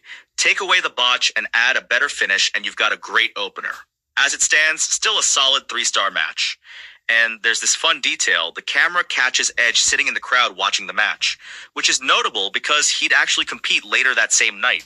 Wait, Edge goes from sitting in the crowd to wrestling on the same show? That's exactly right. According to Wikipedia, SummerSlam 1998 was the pay-per-view in-ring debut of Edge. He teams with Sable in a mixed tag match against Mark Marrow and Jacqueline, and they win. So he literally went from fan in the stands to PPV performer on the same night. That is such a wild piece of trivia.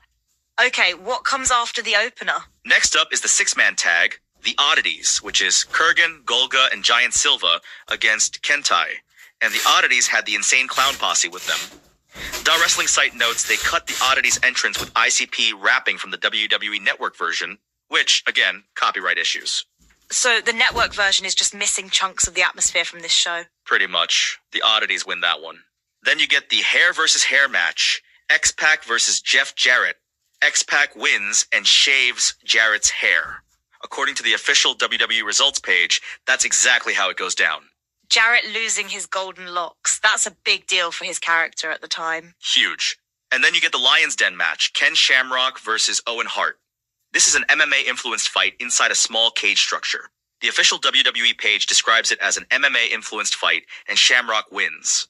Mongrel Warrior Wrestling Reviews on YouTube calls it a hard-hitting match. The Lion's Den match was such a unique concept. It really leaned into Shamrock's UFC background. Exactly. And then you get one of the more storyline-heavy matches of the night, the WWF Tag Team Championship match.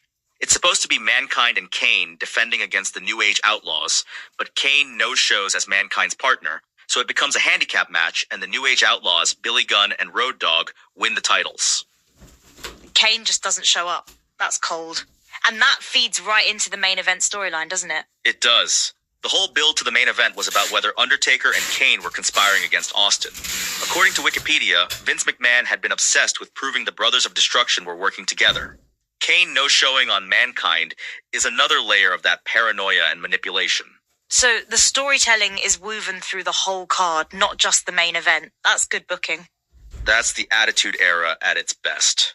And then we get to the match that most reviewers point to as the highlight of the night. Triple H versus The Rock for the Intercontinental Championship. Ladder match. Okay, this is the one everyone talks about. What makes it so special? Mongrel Warrior Wrestling Reviews on YouTube describes it as simply excellent and says it was the match that made both men feel like future world champions of the company. TJR Wrestling's John Canton calls it The Rock's SummerSlam debut and a breakout match. Triple H wins the Intercontinental title, but both guys come out of it looking like stars. And in hindsight, knowing what both of those careers became, that framing is just perfect. You're watching the future of WWE being written in real time. That's exactly the right way to put it. And the MSG crowd would have felt that energy even if they couldn't articulate it. Madison Square Garden crowds have this reputation for being especially electric, and Retro Wrestling Review specifically notes that MSG shows always have a special feel to them. There's something about that building. All right, so we've built to it. The main event, Austin versus Undertaker for the WWF Championship. Walk us through it. So the whole storyline heading in, according to Wikipedia, revolved around Austin trying to survive as champion against the threat of Undertaker, with the added wrinkle of whether Kane was going to get involved. The opening video package for the show focused on the Brothers of Destruction being aligned after feuding earlier in the year. And the match itself, how does it play out? Austin wins via pinfall after a low blow and a stunner to retain the WWF Championship. That's confirmed by both Wikipedia and the official WWE results page. Mongrel Warrior Wrestling Reviews notes it's a great main event, though they mention Austin got knocked loopy in the first 5 minutes, which limited what the match could be. Still calls it possibly the best Undertaker versus Austin match you can find. So even with Austin getting dinged early, it still delivers. That says a lot about both guys. It really does. And the context matters. This was the culmination of a storyline that had been building for months. According to Wikipedia, the whole saga started at King of the Ring, where Austin lost the title in the inaugural First Blood match, then won it back the next night on Raw. The SummerSlam match was the payoff. And the payoff was Austin standing tall at MSG, which honestly is exactly what that crowd wanted. Absolutely. And there's a detail from the Retro Wrestling Reviews piece that I love. The show actually started with an angle before the first match even began. On Sunday Night Heat, which aired live from MSG right before SummerSlam, Austin had destroyed a hearse in the parking lot. And the show opens with everyone wondering whether Undertaker or Kane was inside it. So Austin was already making his statement before the pay-per-view even officially started. That's such a great way to set the tone. It's storytelling that bleeds across shows. The Heat pre-show and the main PPV are connected. That kind of continuity is what made the Attitude Era feel so alive and unpredictable. Let's zoom out a little. When you look at the full card, 8 matches, all those different styles and stipulations, how does SummerSlam 1998 hold up as a complete show? Mongrel Warrior Wrestling Reviews puts it really well. They say they had a blast with this SummerSlam, and that even if not all the matches hit, the ones that do are really good to great gems. They identify only one bad match on the whole card, the handicap match, and say everything else hits. One bad match out of 8 is a pretty strong batting average for a pay-per-view. Especially for 1998, when the roster was in this transitional phase. TJR Wrestling's John Canton acknowledges that WWE didn't have a lot of great in-ring heels at the time. Vince McMahon was the top heel, but wasn't a full-time performer. And yet, the show still delivers. That's actually a really interesting tension. The company's best heel is the boss, not a wrestler. How do you build a card around that? You lean into the characters you do have. D'Lo Brown as the chest protector wearing European champion. Jeff Jarrett as the guy who's about to lose his hair. Owen Hart going into Ken Shamrock's literal cage. The card is full of defined personalities, even if the top-tier heel depth isn't there. And then you have The Rock and Triple H in a ladder match, which kind of transcends the heel-face dynamic anyway because both guys are so compelling. Exactly. And that match in particular is where you see the future of the company. TJR Wrestling describes it as The Rock's SummerSlam debut and a breakout performance. The Rock was still relatively new to this level of the card, and this was the moment that announced him as a main event talent in waiting. It's wild to think that the guy who would become arguably the biggest star in WWE history had his SummerSlam debut in 1998 and lost a ladder match. And that's kind of the beauty of it. He lost, but he looked like a star doing it.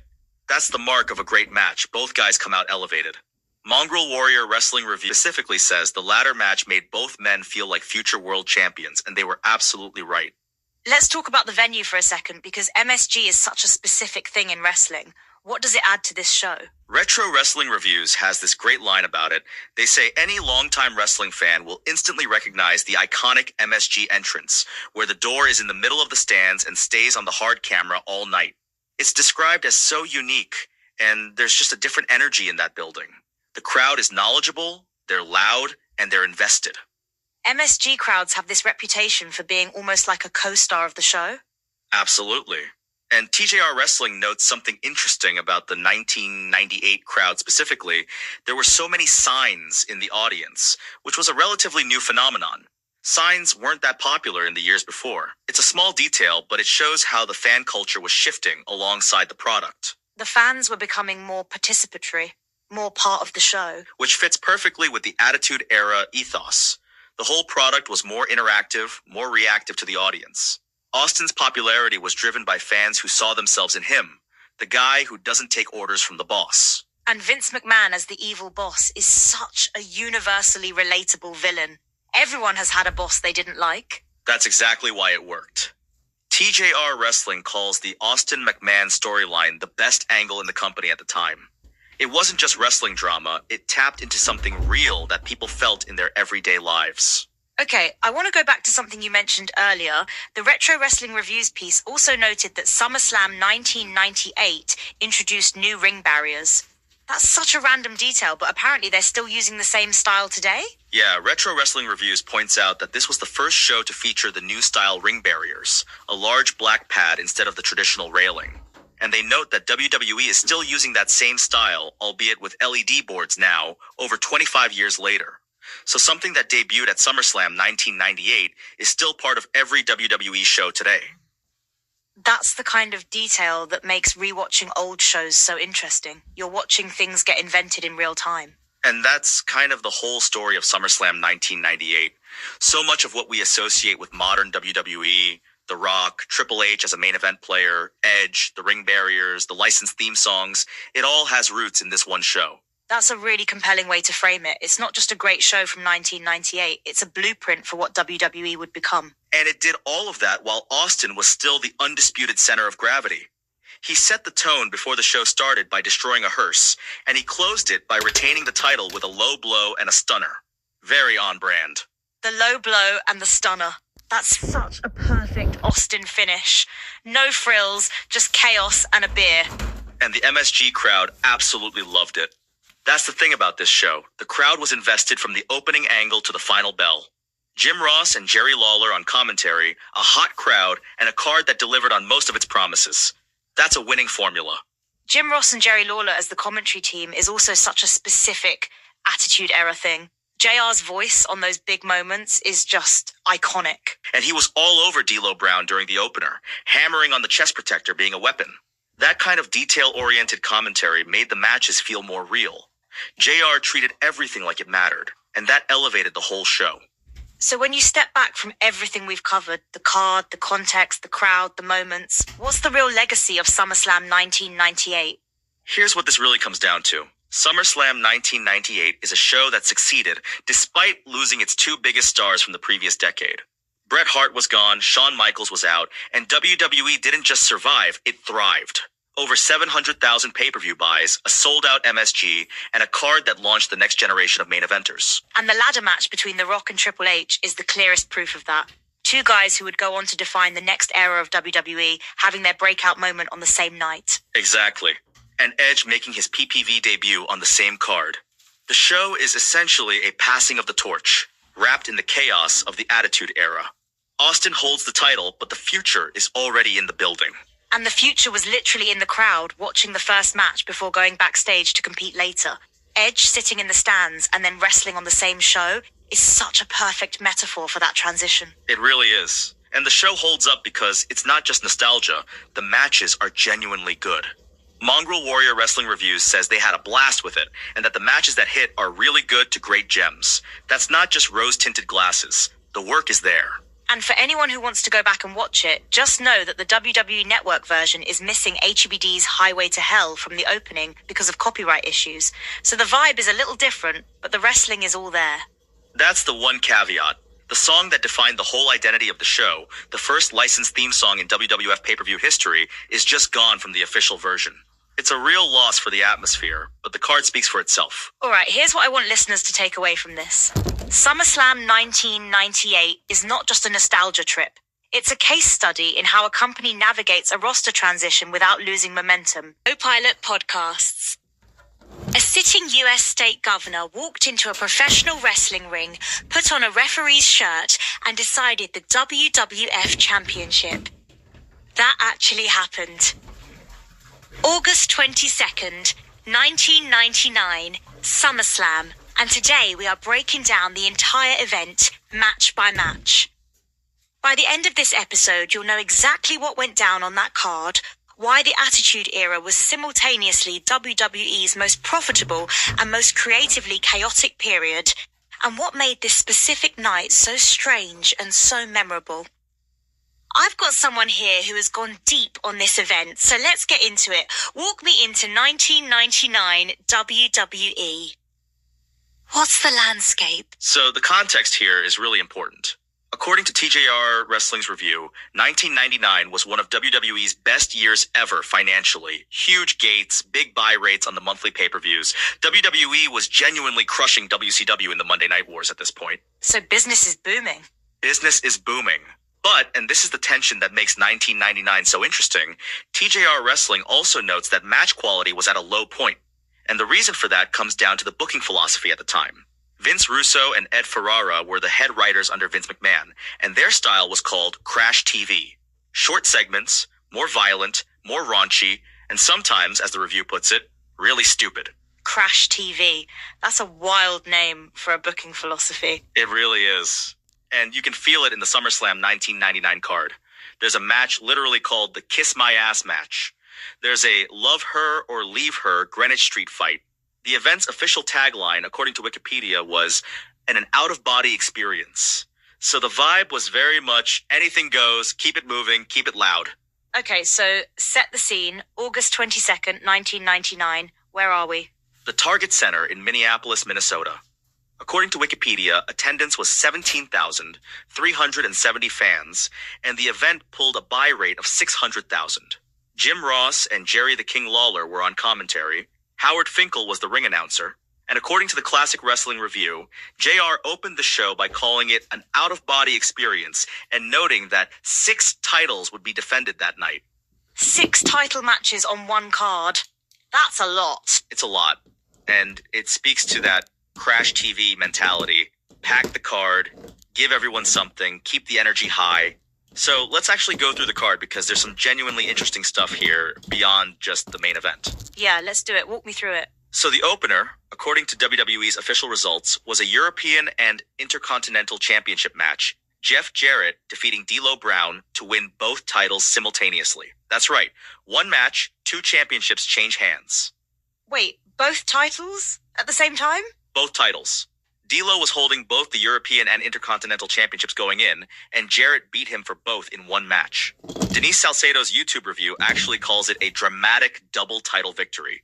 Which, yeah, that's one way to put it. That's kind of wild. Okay, what's next? Then you get the Tag Team Turmoil match, which is essentially a gauntlet. According to WWE's official results and the SmackDown Hotel's match card, 6 teams competed. Edge and Christian, the Hardy Boys, Mideon and Viscera, Droz and Albert, the Hollies, and the Acolytes. Edge and Christian eliminated the Hardy Boys, Mideon and Viscera, and Droz and Albert. Then, the Acolytes came in and eliminated Edge and Christian and the Hollies to win. So Edge and Christian did a lot of the heavy lifting and then got eliminated anyway. Exactly. Classic gauntlet booking. You get a lot of action, a lot of eliminations, and then the fresh team comes in at the end. After that, you had the Hardcore Championship. Al Snow defeating Big Bossman to become the new Hardcore Champion. Then Ivory retained the Women's Championship against Tori. Okay, and then there's the Lion's Den match, right? That one sounds different. Yeah, the Lion's Den weapons match, Ken Shamrock versus Steve Blackman. According to the SmackDown Hotel's results, Shamrock won by KO. The Lion's Den was this cage-like structure that WWE used for a few matches in that era. It's very much a product of its time. And then there's the Shane McMahon match, which I have to ask about this one. The Love Her or Leave Her Greenwich Street fight. So the stipulation, according to the SmackDown Hotel, was that if Shane McMahon wins, Test and Stephanie McMahon are forced to break up and never see each other again. If Test wins, Shane has to give his blessing to Test and Stephanie's relationship. Test won by pinfall. So a street fight to determine whether two people can date. That's very Crash TV. Very Crash TV. And Denise Salcedo's review specifically highlights Shane McMahon's epic elbow drop in this match as one of the memorable moments of the night. Shane was always willing to go all out physically, which made these kinds of matches work even when the premise was absurd. Okay, so we're building toward the main event. What's the second to last match before we get there? 2 more matches before the main event. First, the World Tag Team Championship. The Undertaker and Big Show, who were called the Unholy Alliance, defeated Kane and X-Pac to become new champions. According to WWE's official results, Paul Bearer was in their corner. And then, the Kiss My Ass match. The Kiss My Ass match. I need you to explain this. So, the stipulation is exactly what it sounds like. The loser has to kiss the winner's backside. The Rock defeated Billy Gunn, who was going by Mr. Ass at the time. According to the SmackDown Hotel's results, it was a pinfall victory for The Rock. This is peak Crash TV, it's raunchy, it's designed to get a reaction, and The Rock was the perfect person to be in it because he could make anything entertaining. And The Rock was positioned as the number 2 face in the company at this point, right? Exactly. According to TJR Wrestling's review, The Rock had turned face after his Backlash 1999 match with Austin and was firmly the number 2 babyface, poised to become the top face going forward. So putting him in a match like this, even a silly one, kept him visible and kept the crowd engaged. All right, now the main event. This is the one everyone remembers. Set it up. So the main event is a triple threat match for the WWF Championship. Stone Cold Steve Austin is the champion going in. Triple H and Mankind are the challengers. And the special guest referee is Jesse the Body Ventura, who, at the time, was the sitting governor of Minnesota. The show is in Minneapolis, his home state. A governor refereeing a wrestling match in his own state. And according to TJR Wrestling's review, there was real controversy about it. People complained that a sitting governor shouldn't be doing this. But Ventura's response, as noted in the review, was essentially, it's a Sunday, it's not like he had work anyway. And TJR Wrestling's John Canton called it a smart move on WWE's part. I mean, you can't argue with that logic. The opening video package for the show, according to TJR Wrestling's review, actually leaned into the special referee angle hard. It looked back at past special referees, Mike Tyson, Vince McMahon, Shane McMahon, and ended with Ventura's promo about being the referee. The review notes it made Ventura look like the biggest star of the night. So how did the main event storyline actually get built? Because you've got 3 people in this match. How did Mankind even get in there? It's a winding road. According to Wikipedia and the Pro Wrestling Fandom Wiki, Triple H earned the number 1 contender spot at Full Loaded by defeating The Rock in a strap match, with help from Billy Gunn and Chyna. Then, on the August 9th episode of Raw is War, it was revealed that Jesse Ventura would be the special guest referee. And Mankind? So Austin was mysteriously found attacked in a stairwell. Commissioner Shawn Michaels accused Triple H. Triple H denied it. Michaels then set up a triple threat Falls Count Anywhere match for the number 1 contender spot between Triple H, Undertaker, and Chyna. Austin came back, hit Triple H with a chair, put Chyna on top, and she won, becoming number 1 contender. Wait, Chyna was the number 1 contender for the WWF Championship? Briefly, yes. Then Triple H challenged Chyna for her number 1 contender status. Chyna won again after Mankind returned from a knee injury and attacked Triple H. Then Mankind challenged Chyna for the spot. Chyna refused. Michaels overruled her and made the match, and Mankind won when Triple H tried to interfere. So Mankind gets in, and then it becomes a triple threat with Austin, Triple H, and Mankind. That is a lot of moving parts just to get to a 3-way match. That's Crash TV in a nutshell. Lots of moving parts, lots of swerves, lots of people involved. And according to the Classic Wrestling Review, before the match even started, Jesse Ventura met with Triple H and Chyna backstage and told them, "You're in his state now." Triple H must pin his opponent in the middle of the ring, and if Chyna interferes, Ventura will eject her. Triple H promised to break all of Jesse's rules. So Ventura was playing it completely straight, like a real authority figure. Completely straight. And the result? Mankind wins. According to WWE's official results, Mankind defeated Stone Cold Steve Austin and Triple H by pinfall to become the new WWF champion. According to Denise Salcedo's review, it left everyone stunned. She calls it a shocking twist. So Austin came in as champion and left without the title. And TJR Wrestling's review gives important context for why that matters. By this point, according to the review, there were a lot of reports about Austin's neck injury bothering him significantly. So Austin losing the title here wasn't just a story beat, it was also connected to real physical limitations he was dealing with. That adds a whole other layer to it. And Triple H, this was before he'd won his first WWE title, right? Exactly. According to TJR Wrestling, Triple H was one of the top heels at this point, but hadn't won his first WWE title yet. He got to main event SummerSlam for it, and didn't get it. Which, in retrospect, is interesting because Triple H would go on to become one of the most decorated champions in WWE history. So the guy who becomes a 14-time champion walks out of SummerSlam 1999 empty-handed. Empty-handed. And there's something almost poetic about that. The Attitude Era was so unpredictable that even the guy who would eventually dominate the next decade couldn't get the title when it seemed like his moment. Let's zoom out for a second. Because you mentioned earlier that 1999 was financially great, but creatively uneven. Does SummerSlam 1999 reflect that tension? Absolutely. The buy rate of 600,000, according to Wikipedia, tells you the audience was there. 17,370 people in the building. The show ran 3 hours, according to the SmackDown Hotel. But when you look at the card, a kiss my ass match, a street fight over a relationship, a governor as referee, you can see that the priority was spectacle over match quality. And TJR Wrestling specifically said match quality was at a low point in 1999. Right. And TJR Wrestling's John Canton also notes that Russo and Ferrara left WWE in October 1999, just 2 months after this show, and that 2000 was, in his view, WWE's best year ever. So SummerSlam 1999 is almost like the last gasp of peak Crash TV before things shifted. That's a really interesting framing. It's like the show is a snapshot of an era right at its tipping point. Exactly. And there's one more thing worth mentioning that happened around this time, not on the SummerSlam card itself, but in the weeks leading up to it. According to the Classic Wrestling Review, the Millennium Countdown clock struck 0 during a Rock promo on Raw, and it brought us the WWF debut of Chris Jericho. Oh, wow. So Jericho debuted right around SummerSlam 1999? Right around it. And according to the Classic Wrestling Review, Jericho's first words were essentially that the WWF shouldn't worry about Y2K because Y2J was there to save them from boredom.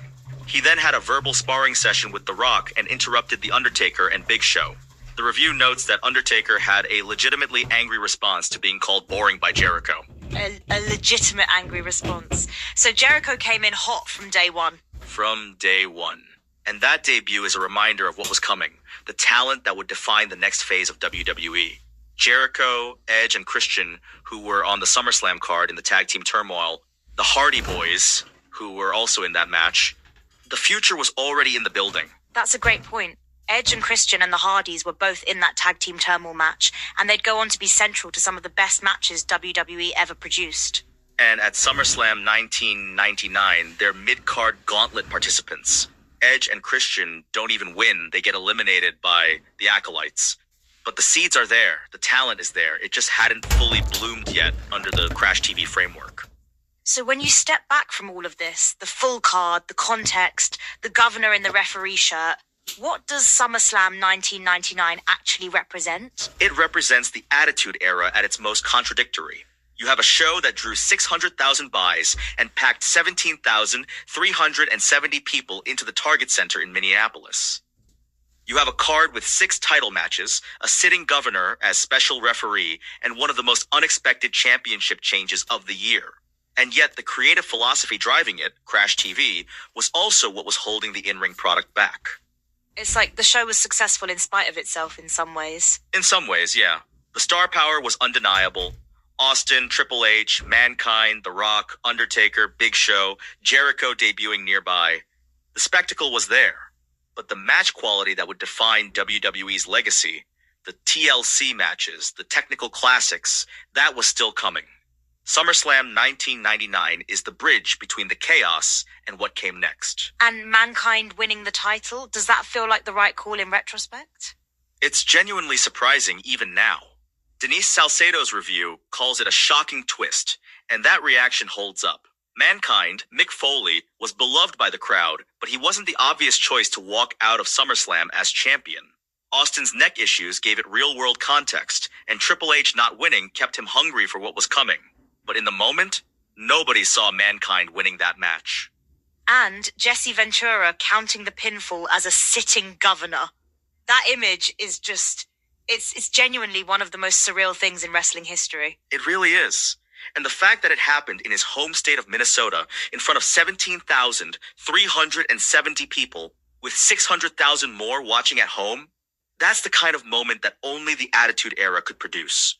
You couldn't script that level of absurdity and have it work anywhere else. Here's what this really comes down to. SummerSlam 1999 is a time capsule. It shows you exactly what WWE was in that moment. Financially dominant, creatively chaotic, and absolutely packed with talent that was either at its peak or just about to hit it. And the card itself tells that story. You've got the future, Edge and Christian, the Hardys, losing in a gauntlet match. You've got the present, Austin, Rock, Triple H, Mankind in the main event.